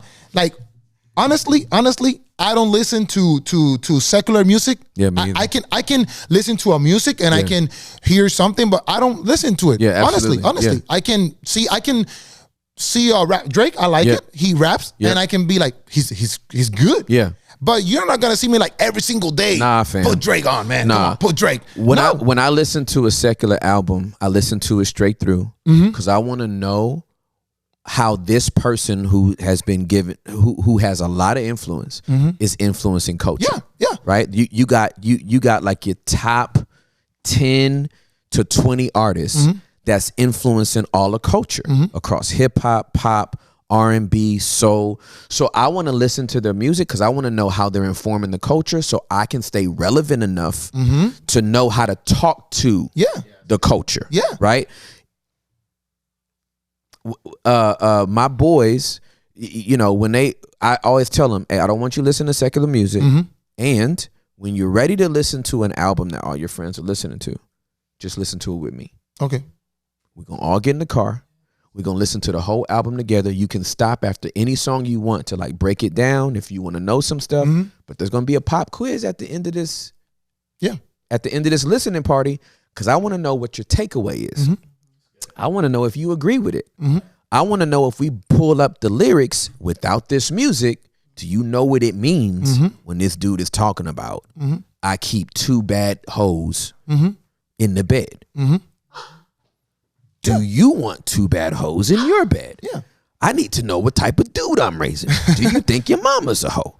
You know what I'm saying? Do you think your cousin's a hoe? Like, you know what I mean? So it's like, it's so we can't be ignorant of Satan's devices. We can't be walking around with our heads in the sand, like just like, oh no, I don't know what the world is doing. Well, then you're about to get popped in the head by the world, right? We're in the world, we're just not of it. You know what I'm saying? Be not conformed to this world, but be transformed by the renewing of your mind, right? That's Romans 12:2. But to say don't be conformed doesn't mean not know about it. Be informed, but don't conform. Yeah. Don't shape shift into what that is.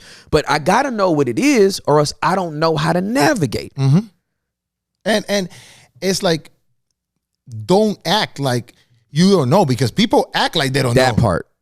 And then it's like, bro, you're acting. That's fake. That's the hypocrisy for me. Yeah. So the hypocrisy for me is, okay, I use strong language in a hot mic with the mics on. You use strong language without hot mics and a mic on. Yeah. So am I sinning because you heard it? If a tree falls in the forest, does it make a sound? Like, you know what I'm saying? It's like, so I'm sinning because I let people hear it, and you're not sinning because nobody heard it. So if you're getting head in the parking lot and nobody knows it, you're not sinning. Yeah. Like you know what I'm saying? So then we start getting subjective with this stuff, right? So it's like, okay, so if I use strong language in a hot mic, okay, you shouldn't have done that, but you use it all the time without a mic on and without a camera on. And then go smoke a cigar and then go drink an old fashioned and then get up and say, thou shalt not. And I'm like, well, you know what I mean? And you know, you watching HBO Max at 2:00 in the morning, watching those things. Semi-porn stuff, but then got the nerve to say, I don't go to rated R movies. Yeah. It's just weird, bro. Yeah. It's just weird. So I'm like we're navigating a culture, and we have a specific assignment on the basement, right? And it sounds like you have a specific assignment in what you're doing back in Puerto Rico. And what I realize is, because I'm new to this whole space, what I realize is I can no longer stop and explain myself. Those that get it, that's who it's for. Yeah. But I can't stop and explain myself no more, because that's an exercise in futility at this point. Yeah. Because people don't want to. Oh, here's the other revelation I got. The other revelation I got that has saved me more than anything is realizing that the clip is now the whole message. Okay. Yeah. People watch the clip and that's it. The clip used to be for more. Yeah. Click the link, right? Yeah. You can watch the whole episode here. You can watch the whole sermon here. Now, the clip is the message. And that was such a good calibration for me because I realized, oh, the real is real. The REEL is now REAL. The short is now it. Like that's the whole thing. I'm not gonna go get context on it. Whatever I heard you saying that real, that's who you are. That's real to me. And I'm like, okay, your attention span is that short, and your lack of curiosity is that large that this is all you can handle. If I can't give it to you in 90 seconds, you don't want it, period. Yeah. I can't even talk That's to you. bad. Yeah, I can't even talk to you. Yeah. Right? We got 2 and 3 hour pods. There's no way I'm going to try to convince somebody that heard 90 seconds. Yeah. And crazy. That happened when we were talking about the pastor. Yeah. I went to the sermon. Yeah. And I watched it all. Yeah. And I was like, okay, I'm gonna talk, but I'm gonna talk because I watched the whole thing. Yeah. Because I wasn't gonna talk with the clip that the media put. Yeah. I like the way season 6 is started. This is a blessing to me. Wow, bro. Yeah. But in the whole time that we have been working, I loved what Jesus has done in my life. Yes. Like doing comedy. When I did the first theater, it was sold out. Wow. I was scared because I was like, man, I'm taking people watch me free. I went to the church. Yeah, for sure. Absolutely. Yeah. Now they're paying. Yeah, they are. And I'm like, man, if they pay, the ticket was $13. So I was like, man, if they pay $13 and I don't make them laugh, they're gonna be, man, give me my money back. Right. You know, I'm like $13. Which you're not giving them their money back. No. If they were silent for the whole thing, you still ain't getting your money back. Yeah. Right? Yeah, exactly. But I was like, if I don't make them laugh, I'm gonna go to China. Yeah. I'm gonna leave Puerto Rico, man. I'm gonna leave Puerto Rico, and it's like 600 people. You know, like man, nobody gonna know you. Yeah. It's only 600. 600 people is a lot, but in Puerto Rico, but in Puerto Rico, it's like 600 people. Like nobody knows you yet. You know, for sure, you know? Absolutely. So nothing. Yeah. It came, and when I'm doing the comedy, that stand up, the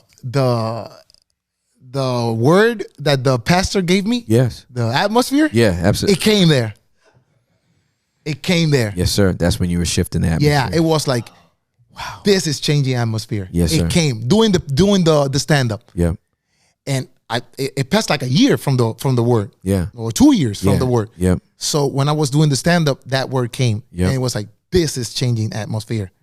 So I understood. So I was like, okay, this is what I'm gonna do. So it changed. Everything changed. Wow. So I started working for that. Yeah. That's why I started doing in COVID time. It changed because we made podcasts and all that. Yeah. But I started working to do comedy because the whole thing, or one of my mindsets that I make things. I got Puchu. He's my homie. He works with me, and we are like making a family. You know, for sure.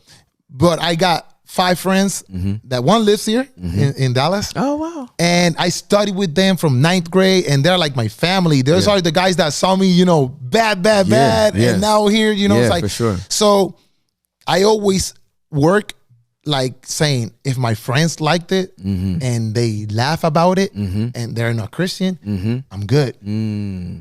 So always my comedy and my stuff that I do is not trying, but it's like, I don't know, like I'm doing this, and if people like it, every single kind of people, not Christian, every single kind of people like it, I'm good. Yeah.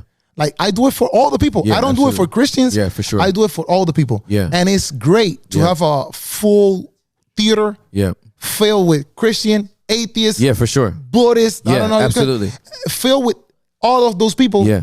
But this is not a church. That's this right. is stand up, That's and right. you all That's are right. laughing. That's right. You change the atmosphere for everybody. You are laughing, Yeah. and I am the Christian. That's right. And maybe your perspective Yep. about Christian people Yeah. and about God changes. That's right. Because you saw Yep. somebody make you laugh, Right. and he's Christian. Yeah. So it all works. But my mindset works like that. So we have the same philosophy here, right? We've been misunderstood a lot. Yeah. The last several months, we said that this is not a Christian podcast. Okay. And people said that we basically used a Christian platform to get to a certain number, and now we're saying this is not a Christian podcast when we never thought it was, right? Yeah. This is a podcast that happens to be hosted and produced by believers in Jesus Christ, right? And so, but the same thing, we got atheists that rock with this podcast, agnostics. We got gays, lesbians that probably got some transgenders, I don't know, that listen to this pod. We got Muslims that listen to this pod, and Christians that listen to this pod, and deconstructionists that listen to this pod, and people that are church hurt that listen to this pod, people in between churches, like I don't know which church I'm gonna go back to, and until then I'm just gonna give to you and pray to Jesus, you know what I mean, to help me navigate. And our philosophy is the same. It's like we are believers in Jesus Christ. But the mandate for the vision that God gave me for the basement was get as many people to the basement as you can. It didn't say get good Christians to the basement. It said get as many people to the basement as you can. That means good people and bad people. Yeah. Right? Yeah. Get people down here that agree with you, that don't that disagree with you, that like you, that don't like you. Get as many people to the basement as you can. The invitation to come down to the basement doesn't mean that they gotta stay. But you gotta welcome them in. And you packed out a theater with 600 people, and probably a third or more of those people was never gonna pack out a church. Never. But they'll come to a comedy club. Yes. And what you said, once they find out, oh, I guess all Christians ain't whack, because that dude made me laugh. Then something you said might touch their heart, like the girl that came into the bar, and just said, "Candy, psych, Jesus, God loves you." And you're like, what? Yeah. Scripture says that laughter doeth good like a medicine. You know what I mean? A merry heart makes a person glad. And you got to just know who your target audience is. Like, I know who my target audience is for this podcast. And it's not the people that don't like it. Clearly. Like, you know what I mean? Like, I clearly ain't talking to you. Yeah. Right? In the same way, you talk about the lady in Puerto Rico. She knows she knows her congregation. Right? She's been talking to that congregation about a whole bunch of stuff, right? And for the news to take it and for other people to start viewing it, they're going to get it out of context. Yeah. Right? And very few people like yourself are going, let me go listen to this whole thing to figure out exactly what she meant. So I feel like I'm just glad you said that, because I hope it encourages and inspires somebody to know that when you have an assignment and you know who you're after, stay focused on who you're after. Yeah. Yeah. That's why Yeah. in Puerto Rico, but I go to comedy clubs. Well, there's no comedy clubs. There's places that they like take it. There's Yeah. one right now that is kind of a comedy club. Okay. So this is secular. Yeah. It's way secular. And in Semana Santa, how do you say that? Here in the United States, spring break, but it's the Holy Week. How you say? Holy Week? I don't. Is it spring break? Spring break here in Puerto Rico, in the United States, but in the day that Jesus died. Easter. Easter. That's what- yeah. Yeah. Good Friday, Easter weekend, all that Easter kind of stuff. Yeah. In for Puerto sure. Rico, we call it Semana Santa. Okay. Sí. Semana Santa. Semana Santa. Oh, the Holy Week. Holy Week. Sí. Yeah. Entiendo. So in those days, in this kind of place, they blaspheme about God because they atheists, they are crazy. And the comedy is all about mocking God and mocking Christianity, but far. Like I went one time when I wasn't like doing comedy. I was like just learning, and I didn't know that happened. And when I was there, they started making jokes and jokes and jokes. I was like, okay, I gotta go.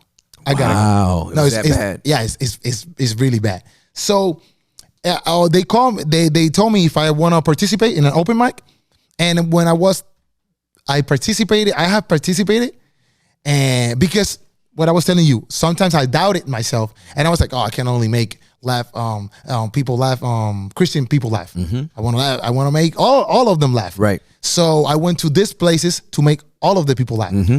It's kind of hard because it's not the same people, but Right. it's kind of hard, Yeah. but we can do it. Yeah. So they call me and they tell me, bro, this week is Holy Week, and you know how it is over here. But for respect, we are telling you we are going to move you for next month Wow. because we know that you're Christian. Yep. And for respect, Yep. it's better for you to come next month, not this week, because you know how it is over here. But that felt like, bro, they know who I am. They know. They know who I am, They and know. they know that I'm there with them. Yep. I laugh at all the jokes. Yep. If they want to do whatever they want to do, that's your problem. That's right. But they know that I'm Christian, and they know that I love God, and I have my boundaries. You know, I don't cross those lines. Yep. And I can be here with you guys. I can participate. I can be friends with you guys. Right. And that's the thing. Right. We're friends. Right. And I can do comedy, Right. and they respect that. And Yeah, that it's tells good. me like they appreciate it, Yeah. and that talks. That talks. Talks loud, fam. It talks loud. Yeah. When you and that again, when you have a certain all right, hold on. Let me just read this. Cause I got Bible verses for days. I think this is Luke.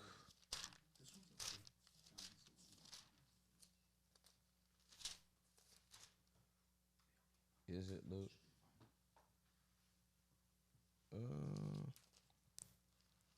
Is it Luke or is it Matthew? All right, it might be Matthew. Hold on.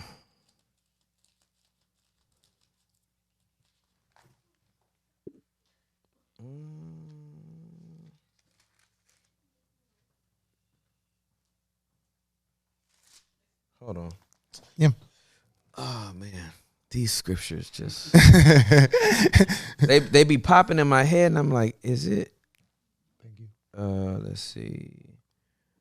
Wisdom. There's this one verse. How are you not here? Okay. It's Matthew. Matthew 11. Okay. Matthew 11.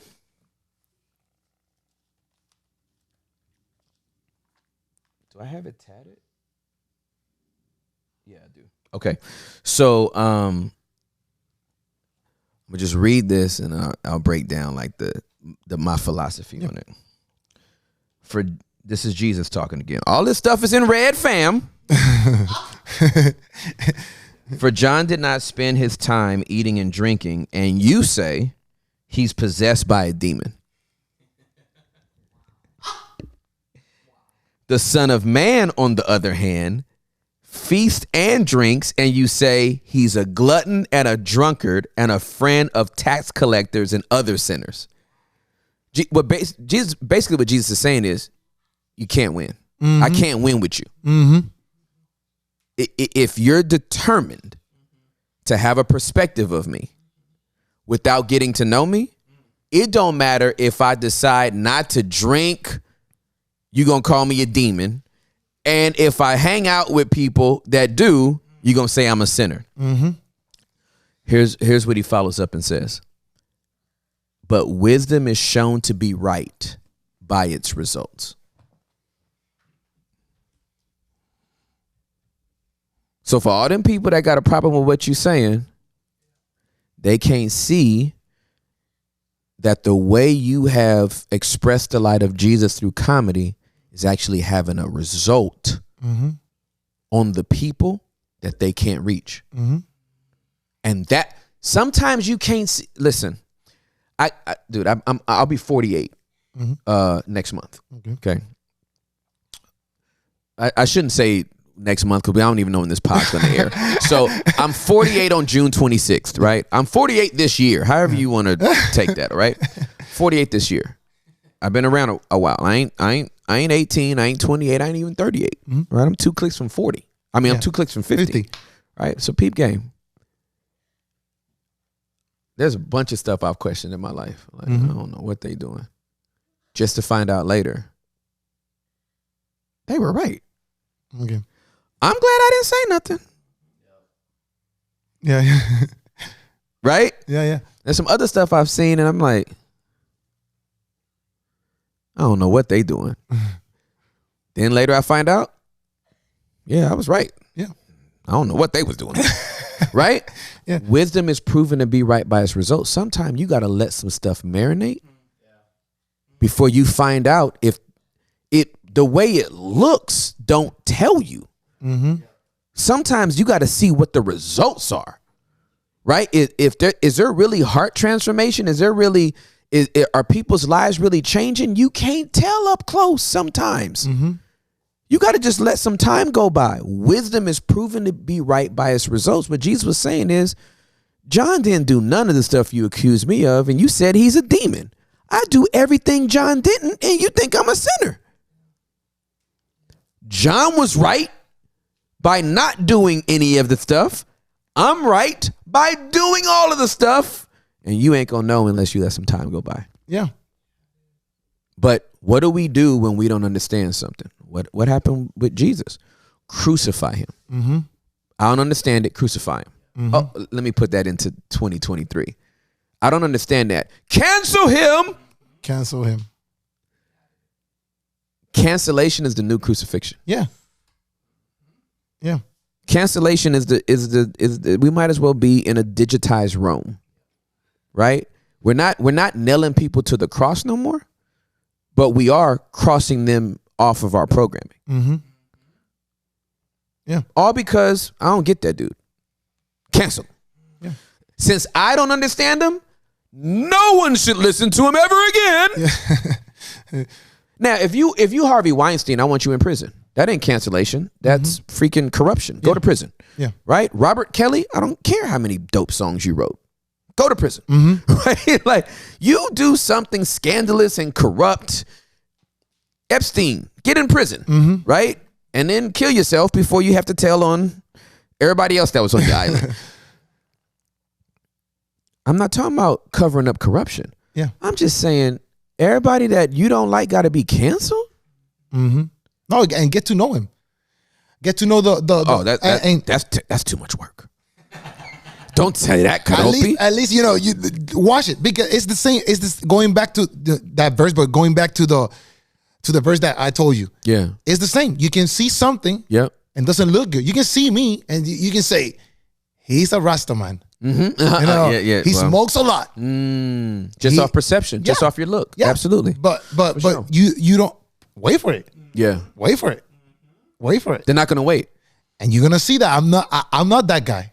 You see? So it goes to that. It goes to that. Yeah, but here's the thing. They're not gonna wait. Let me tell you why I know they're not gonna wait. They have no patience. Let me tell you why I know they don't have no patience. Because they can only take 90 seconds. Yeah. If you can't make them love you in 90 seconds, they hate you. Point blank, period. Say something that they don't like. Say something that triggers them. It's over. So that's why I'm saying, like, what I'm like loving about this convo, bro, is that, like, I hope we're helping some people understand, like, you have to focus in on what you're doing and what you're building. And you can't make everyone's negative comments something that you pay attention to. Once you go public, that's the nature of art. Yeah. Right? Yeah. If you have a painting at a museum, somebody's gonna walk up and be like, "Oh my goodness, the beautiful abstraction of the color lines are just wow." And they're gonna be drinking their little wine, like, "Oh, let me." And then somebody else gonna walk up with a water bottle and be like, "This is trash." Look at all those stupid colors. This guy can't even paint within the lines. He's no Picasso. It's the nature of art. People get to judge it. You know what I mean? No, and we were talking about when we got here. We were talking like I did a podcast when in COVID time. That podcast like brought me some people like got to know more people, and in Miami we went to Miami one time, and you know I don't know Wynwood. Yes. You have been there? Wynwood? A lot of paintings and all that. Yeah, for sure. So I was there, and I'm gonna tell you this for like to explain the podcast. So I was there, and that time we were seeing all the paintings and all that, right? So I started seeing like in all the painting Basquiat, you know Basquiat. So I started seeing like in a lot of paintings, like every single person that painted something, they painted like a whale, and then he painted Basquiat. He painted another painter paint something, and he painted Basquiat. So I'm watching that, and I started crying in Wynwood because I went to see what happened to Basquiat. I didn't know him, so I went to see, and he painted, but he got overdosed with drugs and all that, and it was like, man, these people are not like popping out that he's a drug addict, or they respect him because of the talent that he had. The art spoke for itself. Yeah. So it was big to me. And in Puerto Rico, I made a podcast called El Arte de Pensar, the art of thinking. And I got like hatred too. Like, because I started interviewing like celebrity people. Like I was talking to you guys here. I was talking like in Puerto Rico, there's a guy like a Joe Rogan. Well, there's a guy called Molusco. And there's another guy called Chente. And they're like podcast people that all Puerto Rico know them. Yeah, for sure. And I started interviewing those kind of people. But the thing that the idea that God gave me was like interview people that are these kind of people, right? Influence in the culture. Yes. You know Farruko? Farruko, no? He's a singer. He made a song, Pepa. He's very whatever. Yeah. The thing is, he's big a guy. like a Bad Bunny. Yeah, Farruko. Okay. So I interviewed him too. But soon. Yeah. But the idea was like, why you don't go to church? But the idea was not to debate, right? Debate. It was not to debate. It was just to find out why you don't want to go to church, or why you don't believe in Christ. Yeah. And that was the first question. Yeah. Like I started the podcast. Yeah. This is the first question. Yeah. And it went from there. Yeah. And people like I interviewed an atheist, and the people like started hating on me because it was like, oh, you didn't defend God. You didn't, because he said bad things about God, about the Christian people, about with bad words and all that. And I left it there. I left the bad words and all that. So people were like, oh, you crazy. You are not, you're being like a weapon of the devil to a lot of comments. And people from my church called me and went like that, and it hurt. And it was like, bro, I'm just doing this so the church can see that these people, because I was talking to Hector and Sam, right? Sam, that sometimes church thinks that young people just have problems with drugs, alcohol, parties, girls, and porn.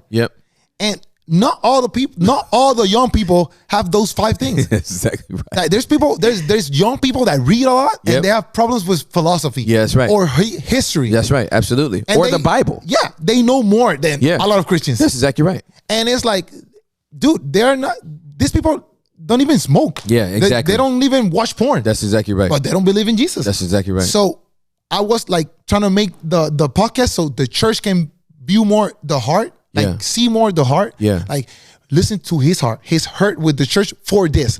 But the people were like, oh, you're making a podcast for a weapon of the devil or something like that. I was like, bro. Hey, so Keropi, this is you know, Hector's smiling and Sam is smiling. We're all smiling as you're saying this because we've talked about this. Again, you gotta know what your assignment is, right? And so with the basement, we're too curious to debate with people. Like I could never I'm not an apologist. I'll leave that to Sean McDowell, whose dad is one, wrote Evidence That Demands a Verdict, and Sean McDowell has followed right in his father's footsteps, Josh McDowell, and become a great apologist, and his mind is razor sharp through intellectual rigor and higher learning and stuff like that. And so the Sean McDowells of the world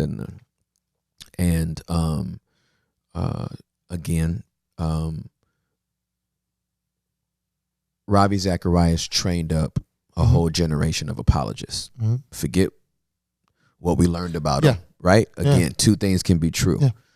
Ravi Zacharias was a great apologist, and this fool has some secrets that he went to his grave with. I think it's scandalous, and I wish we could dig his body up and be like, hey, fam, you don't get to do that. Like, you know what I mean? That was pretty foul, fam. Yeah. You just gonna leave this on your family? Yeah. Sucks, right? Yeah. So that's them. You got to know your lane, right? Paul was called to the Gentiles, right? Peter had to stay with the Jews, right? He did go to Cornelius' house in Acts 10, but we ain't talking about that. All in all, I'm too curious to debate with anybody. I want to know why you feel like you feel it. And I can't do that if I keep talking. Yeah. If you trying to get your point out and be like, but you don't understand. Like you were trying to put the church up on game. I'm gonna let this fool talk, then I'm gonna let y'all listen, and now go build go get a sermon for that guy. Yeah. This who you need. We had there's a guy, another fellow comedian. His name is Jamie Kilstein. Jamie Kilstein was on the pod.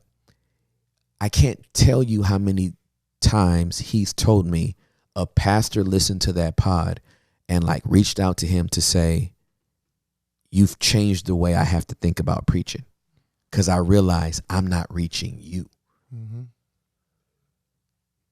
So many pastors are only preaching to people that already think like them. It's freaking lazy. Your sermon don't have a passport. Everybody in your church is already saved. Nobody, there's no evangelism happening. Your souls are not coming to Jesus. It's just some loosely affiliated church members that are just came over from this church and now go to your church. It's transfer growth. You just redunking the same people every 5 years. Like, you ain't doing nothing, right?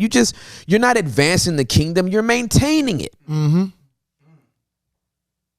All because you too scared of a little controversy. I'm glad I'm not a pastor no more. That way you can't cancel me.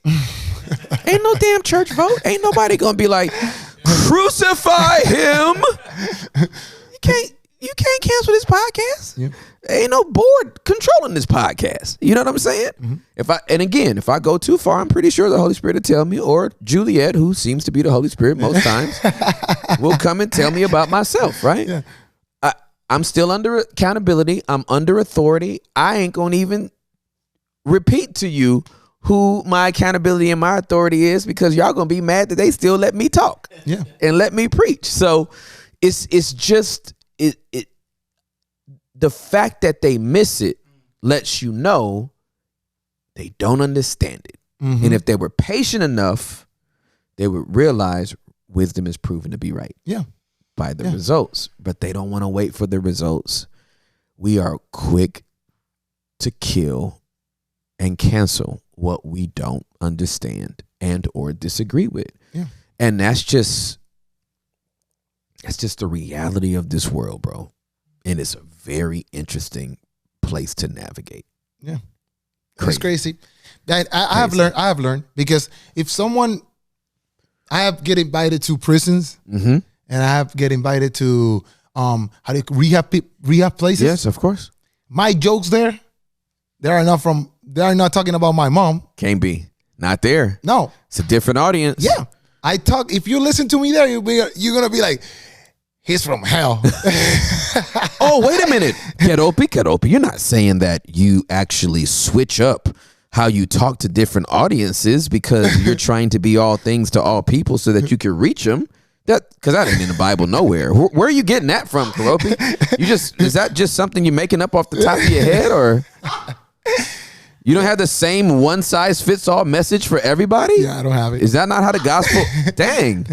Yeah. Man. In those kind of those places, man, they're prison people. Buddy, you ain't got to tell Bro. me. I'm from the hood, fam. I can code switch in a minute. Yeah. I'm a black man in a predominantly white country. I've been code switching since I was born. I know exactly how to talk about around white people, and I know exactly how to talk around conservatives. I know how to talk around liberals. I know how to talk. And on this podcast, I ain't got a code switch. Yeah. So you're hearing me in my native tongue, and that's too offensive for some people. I did not know he talked like that. Mm-hmm. Did he just say the N-word? Yeah. Absolutely, I did. It's our word. Split by a generation. My daddy ain't gonna use it. We do. Mm-hmm. Maybe my kids won't. I don't know. But stop. Yeah. That's it. It when I go to the prisons and all that, mm-hmm. Even in the secular mm-hmm. Stand up, mm-hmm. I don't say bad words. I don't say absolutely. But you know it's where not that I switch. That you're gonna be like, oh man, it's not no. But you know how to make them pay attention. Yeah, because it's different people, and they live different. Woo! Yes, yeah, don't they though? Yeah, they live different. You cannot be talking to prison people like, hey, you know that my mom, man, they're gonna be like, man, I killed my mom. Right, you know? right. Because some of them did. Yeah. That's gangster. Yeah. Absolutely. You have to talk like you. I come out like talking about when I smoked, when I drink, when I. That's the thing that they're gonna be. They're gonna be like, oh, I did that. So you knew to bring, because you talked about when you did the stand-up comedy for the Christians and at the retreats, you didn't bring in those. Yeah, no. The experiences about your smoking and your drinking and your bartending, because you knew, oh, you know what, this is probably gonna not work here. Yeah. But then when you go to your prison, you gotta let them know that, or else you don't have no legitimacy with them. Point blank, period. Yeah. They can They sniff see you out like, a fake. oh, there's a Christian kid that doesn't know. I'll talk about what I lived before Christ and That's in right. Christ, but before Christ, I lived this. Yep. And I tell it right now so you can laugh. Well, here's the thing. Peter couldn't have wrote Romans.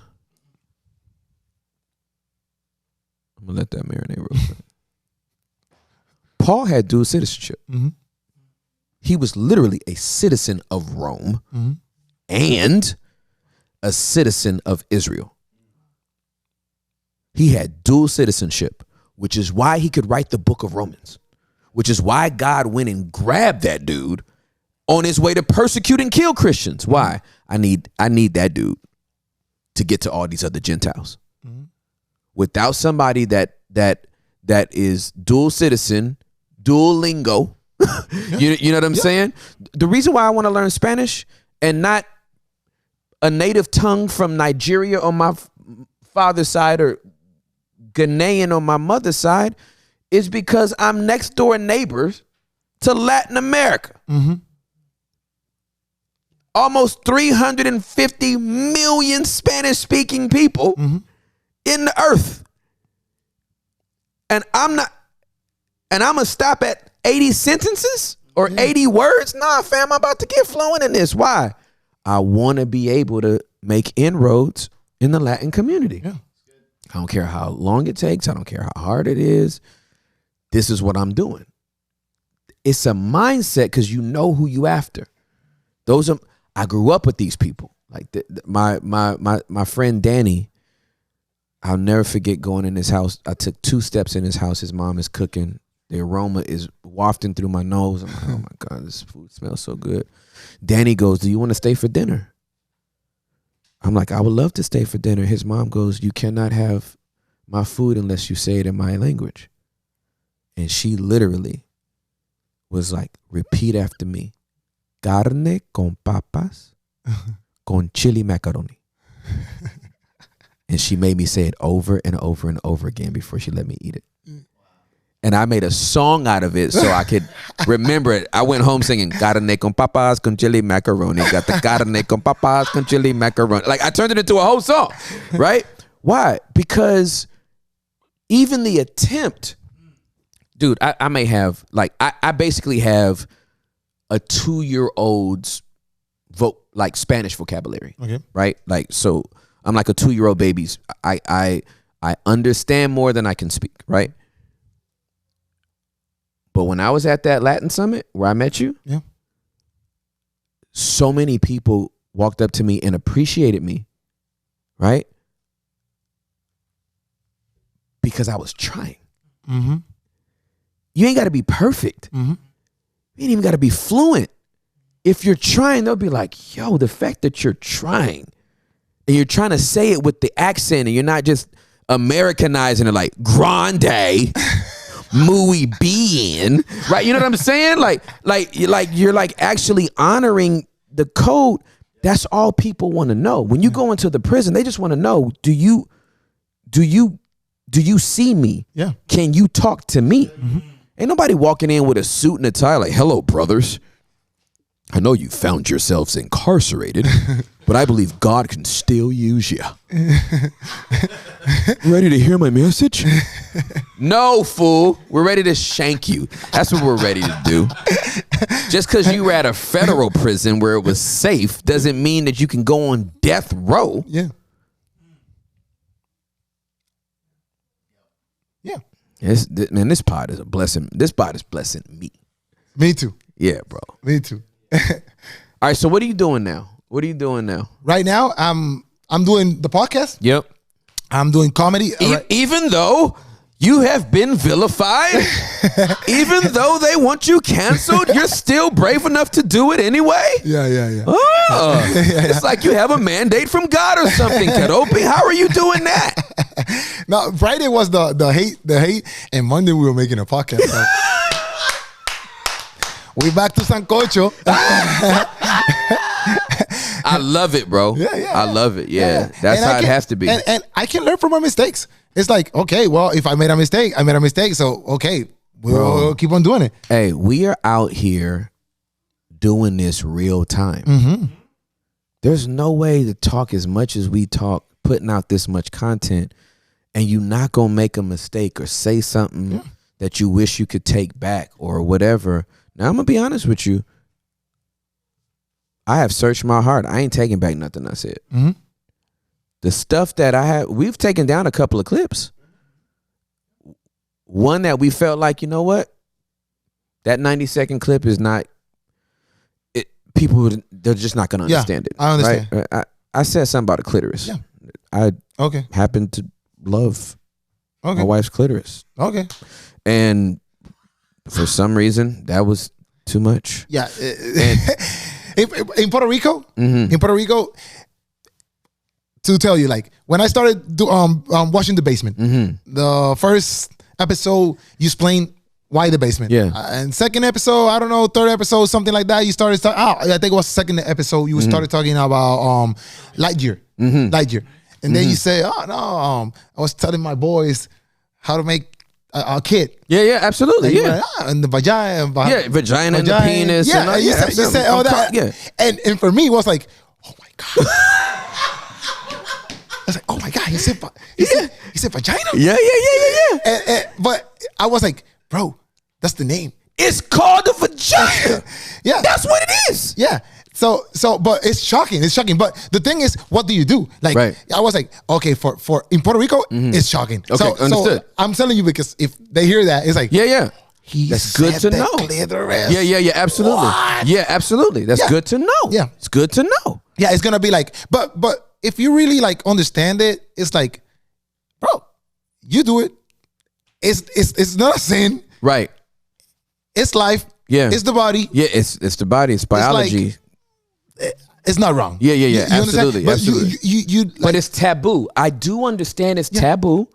I do understand that most people don't talk like that all the time. Yeah. So even when you introduce something like that, it is gonna make some people like.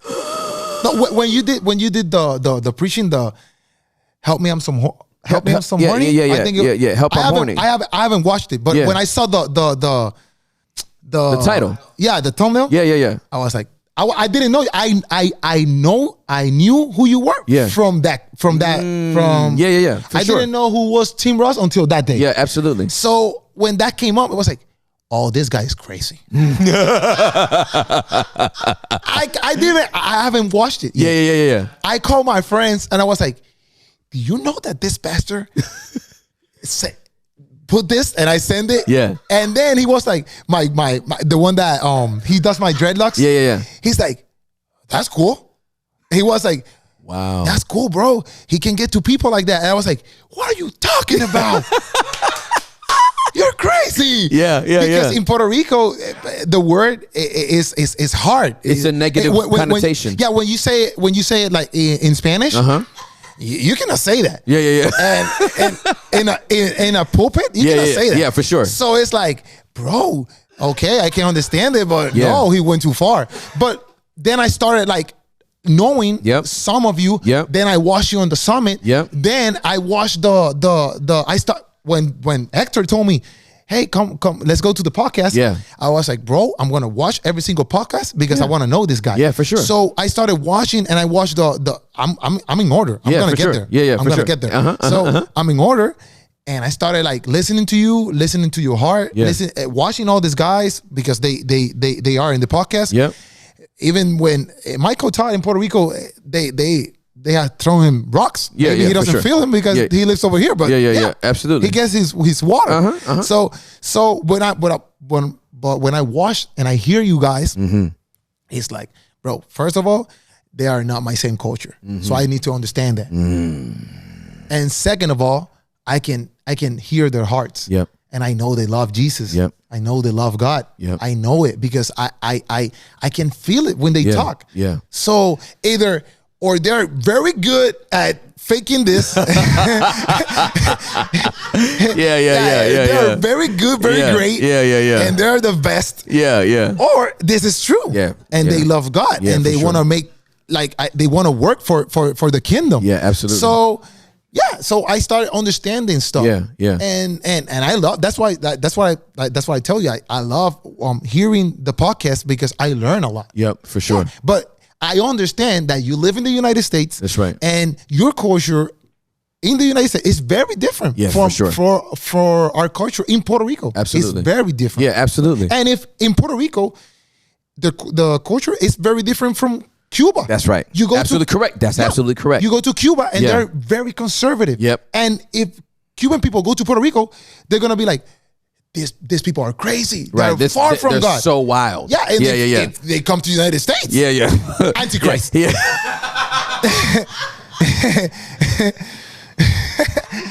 Hey, so I'm glad that you brought this up because just to give you the difference in audiences, right?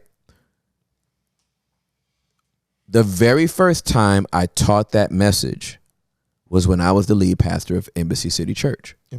Do you know what the title of that message was? I know because I saw the podcast. Well, I don't remember, but you talk about that on Michael when you were with Mike Todd. Yeah, absolutely. You talked about that. Yeah. The name of the message was literally sexuality. Simplemente. Simplemente. Sí.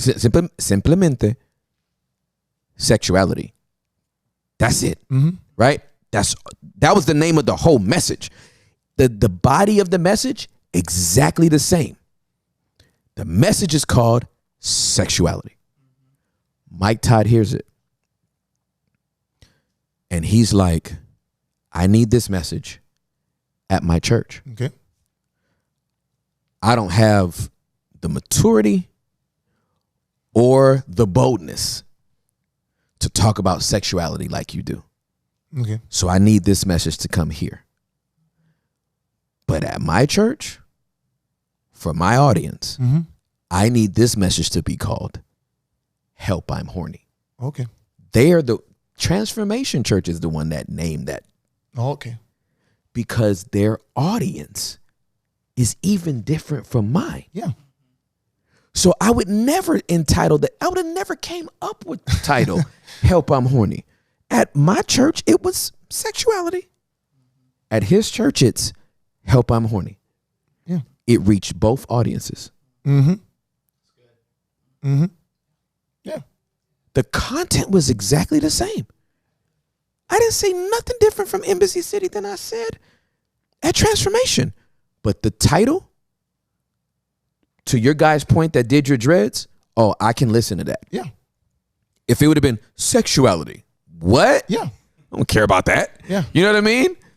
Help, I'm horny. I'm interested. Mm-hmm. Right? You got to know who you're talking to. Mm-hmm. And like you just said, there are cultural differences that we have to be aware of.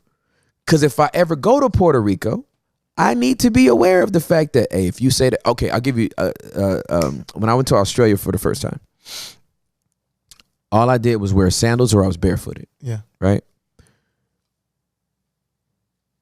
But in America, we call sandals flip-flops. Uh-huh. Okay? In Australia, they call sandals thongs. Okay. So I'm barefooted. Somebody's introducing me to speak. My flip-flops are off. And the guy's introducing me and was like, I'm bringing up Tim Ross now. He's a great pastor from America. He doesn't even have his thongs on. And you're like, what? I don't wear Thongs. Do I wear thongs? And if I did, how he know I ain't got them on? This is crazy. Yeah. I find out later, thongs mean flip-flops. Yeah. Cultural difference. I'm up preaching in the UK. And I'm telling them I grew up in the hood. My brother was a gangbanger. Yeah. These are all youth. All their eyes get this wide. You're like, oh, I did something bad. I'm like, the other thing is I have very low inhibitions. Right? I'm not easily embarrassed. Okay. I have I don't really have a lot of shame. Yeah. I'm very comfortable in my body. Okay. It's hard to embarrass me is what I'm saying. Okay. Like I'm not easily embarrassed. Yeah. I don't take myself that seriously. I'm just chill.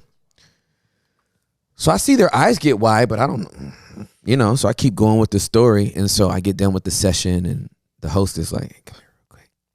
He was like, hey, so gangbang here means like a sex train. Yeah. Oh, yeah. And they're like, you said your brother's a gangbanger. And all of them are like, I was like, oh, snap. Yeah. How was I going to know that? Yeah. Until I took a step. Yeah. We're canceling people who are just brave enough to take a step in a direction. Mm-hmm. Mm-hmm. Dang, okay. I stepped there. The whole ground shook. All right, maybe let me step back. Yeah. No. Cancel him. Yeah. Did you see where he stepped? This is coming from a fool that's been in a chair for 5 years. Mm-hmm. Ain't even stood up, let alone brave enough to take a step, and you want to cancel who? Mm-hmm. And your sorry self ain't done nothing. Yeah. Yeah. Well, that's my flesh. I don't know if you're sorry. I just know you're a self. I can't call you sorry self. My bad. Yeah. So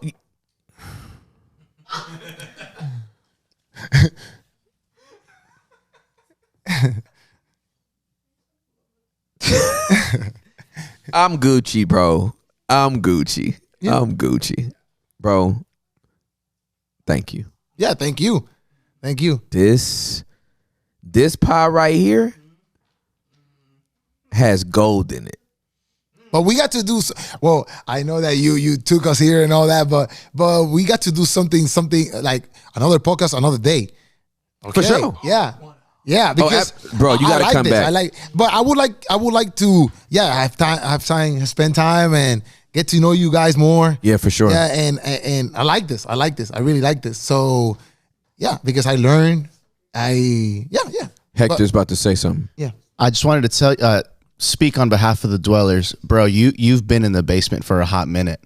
You the purity of your heart and your mind is blowing all three of us away. Me, Tim, and Sam. We kept looking at each other the entire pod and smiling. Yeah. Because you're saying everything we say all the time. Yeah. And we wish the people of influence that are scrutinizing and making reaction videos, whatever, we wish they had it too. Yeah. But you are pure hearted, and this was amazing, bro. So thank you for coming. Thank you. No, thank you. No, honestly, Really. Kadopi, I feel like I'm talking to somebody from alternative universe. You know what I mean? I feel like if I was born in Puerto Rico, I would be Kadopi. Like I feel like I'm you if I was Puerto Rican, and I feel like you are me if you were born in America. Like it's like our objective is the same. Yeah. And again, anything that seems to be outside of being, a preacher or a pastor or an evangelist is just scrutinized. Why would you go do comedy? Why would you go to a secular club and perform? Why don't you go to a Christian club? Name them. Mm-hmm. Which one? Yeah.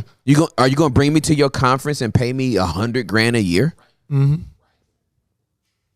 No, you're not. So I gotta go feed my family. Mm-hmm. I gotta go work. You know what I'm saying? This is what I do. And for us to think that the church is the end all be all for all gifts to be manifested, I would argue that most gifts are held hostage in church.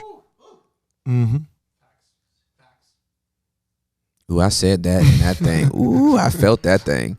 I really do believe that most gifts are held hostage in church. Yeah. We're not letting people really thrive. We're like, yeah, do it on our platform. And reach who? Yeah. Carol?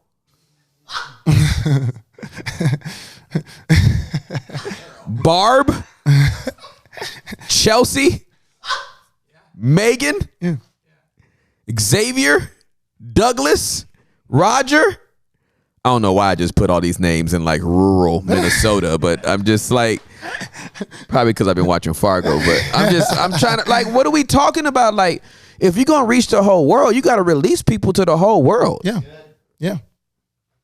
And when people tell you, I feel called to go into prisons,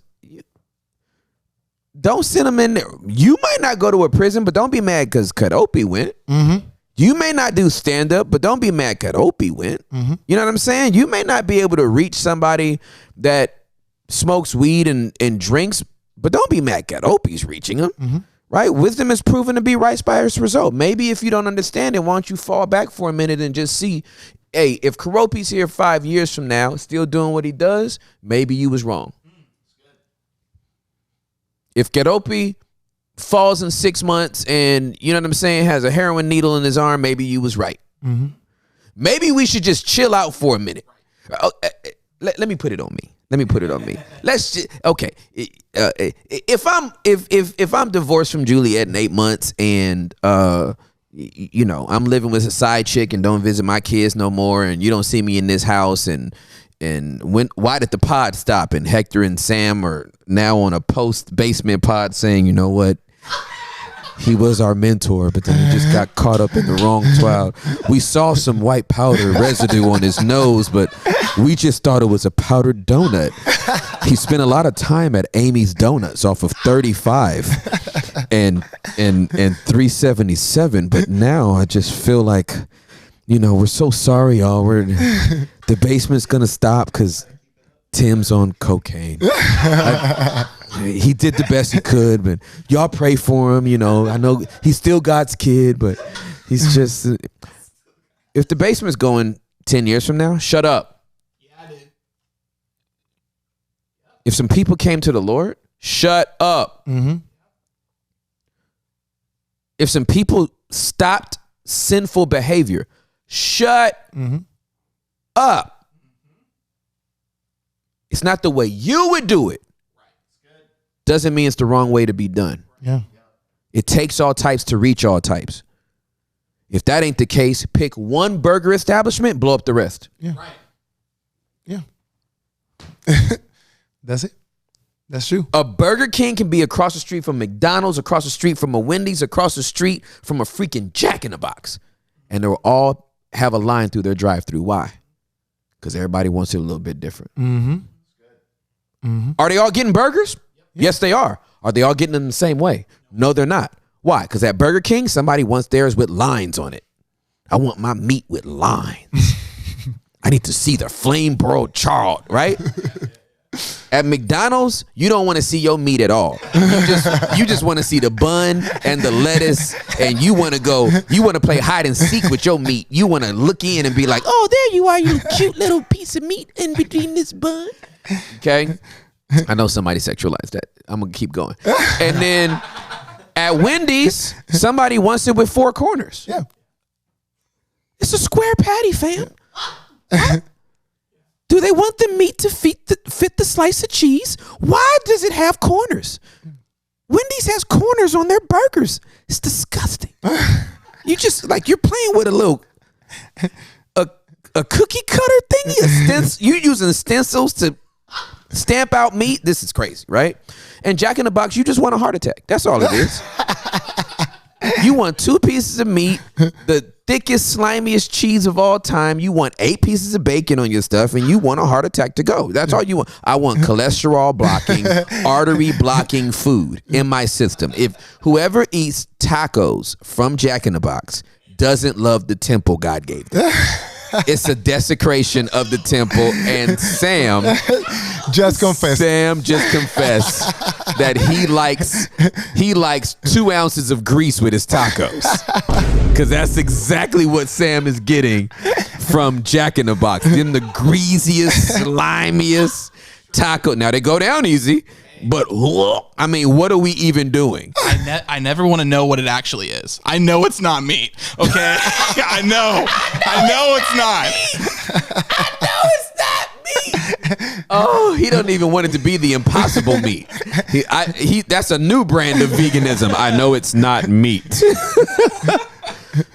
What are we saying? Yeah. Everybody likes it a little bit different. Yeah. Yeah. What I would love people to do is go, hey, Tim's podcast is not for me, but I do like this one. Mm-hmm. Hey, Kedopi's podcast is not for me, but I do like that one. But I'm going to tell y'all, man, all this policing over the stuff you ain't even let bake long enough. I can see if I was around for 10 years and, you know what I mean, I've turned people away from God and they all smoking crack, and then you could say the basement is a corrupt vessel that's been used by Satan to get souls into hell. We ain't even had a 1-year anniversary. Yeah. And these niggas out here going crazy. Yeah.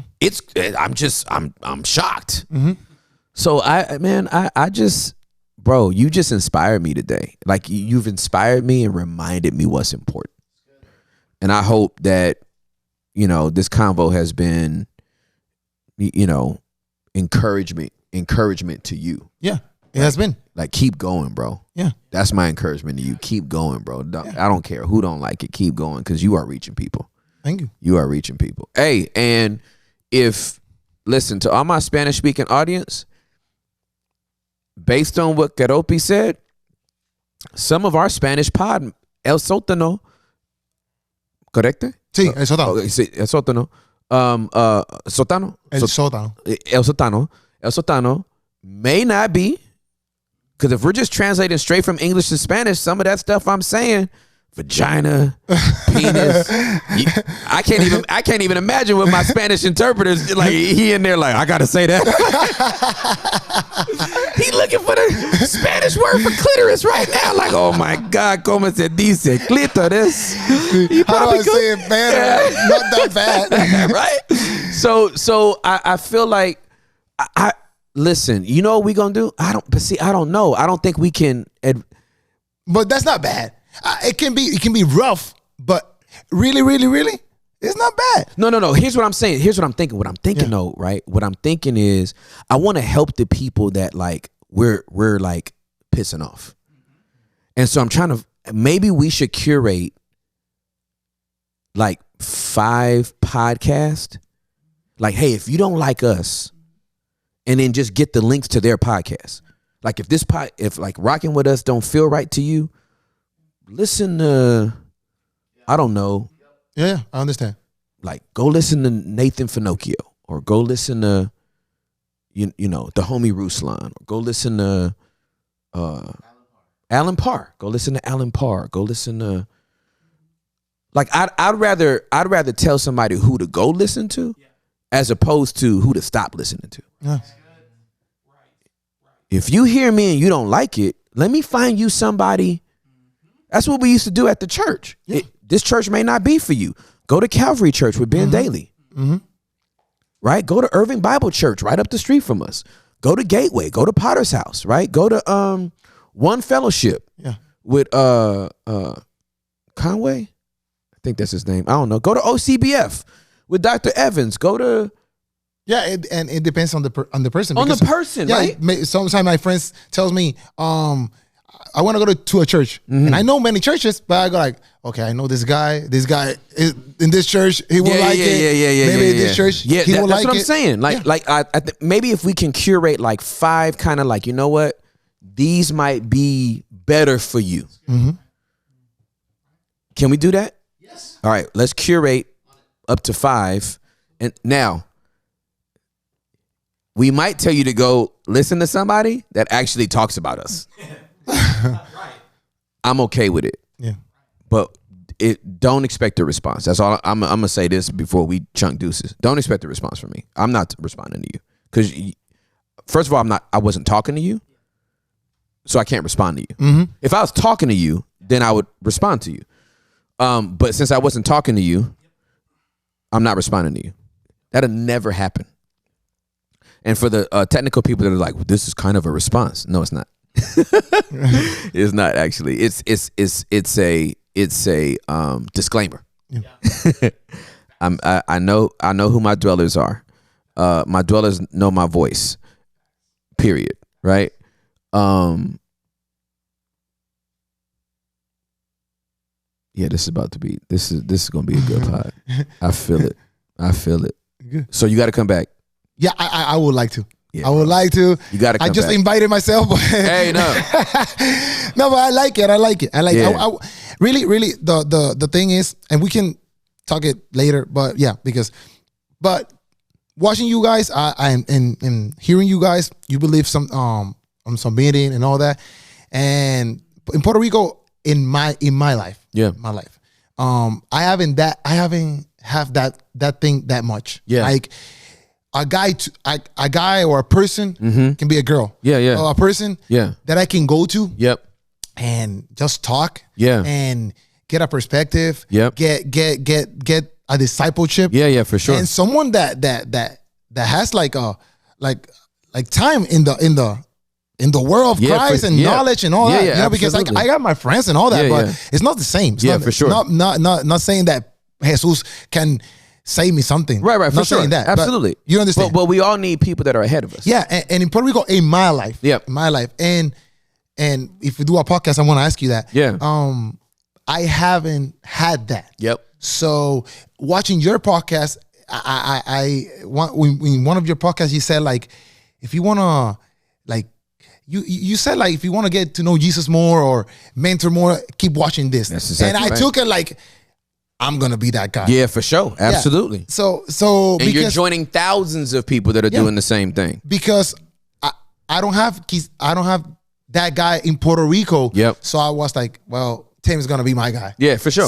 So yeah, that's it's saying like, oh, invite me here. It's not like, oh, I want to be again here because I want to be with Tim in the podcast. It's not like that. It's like you want the proximity so you can get the fellowship and be able to level up and grow. The relationship is way more important. Yeah, for sure. Bro. Getting to know you is way more important. Cheat code right here, bro. Getting to know you. Y'all take notes, fam. Yeah. Take notes on homie right here. He know what he talking about right here. Yeah. So that's what I said it, not because I want to do another podcast and here another podcast with me. No, it's because we talk, we learn. That's right. And we get to know each other. I met your family here. That's right. Met the guys here. Absolutely. And hope that is gonna keep growing. Absolutely.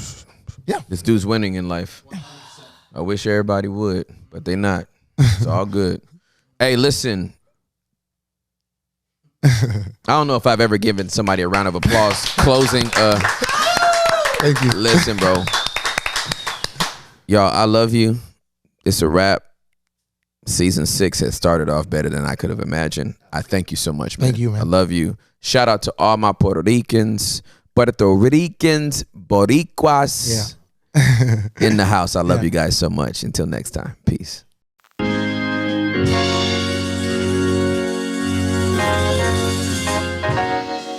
We just thought to take a little time out to thank the Lord.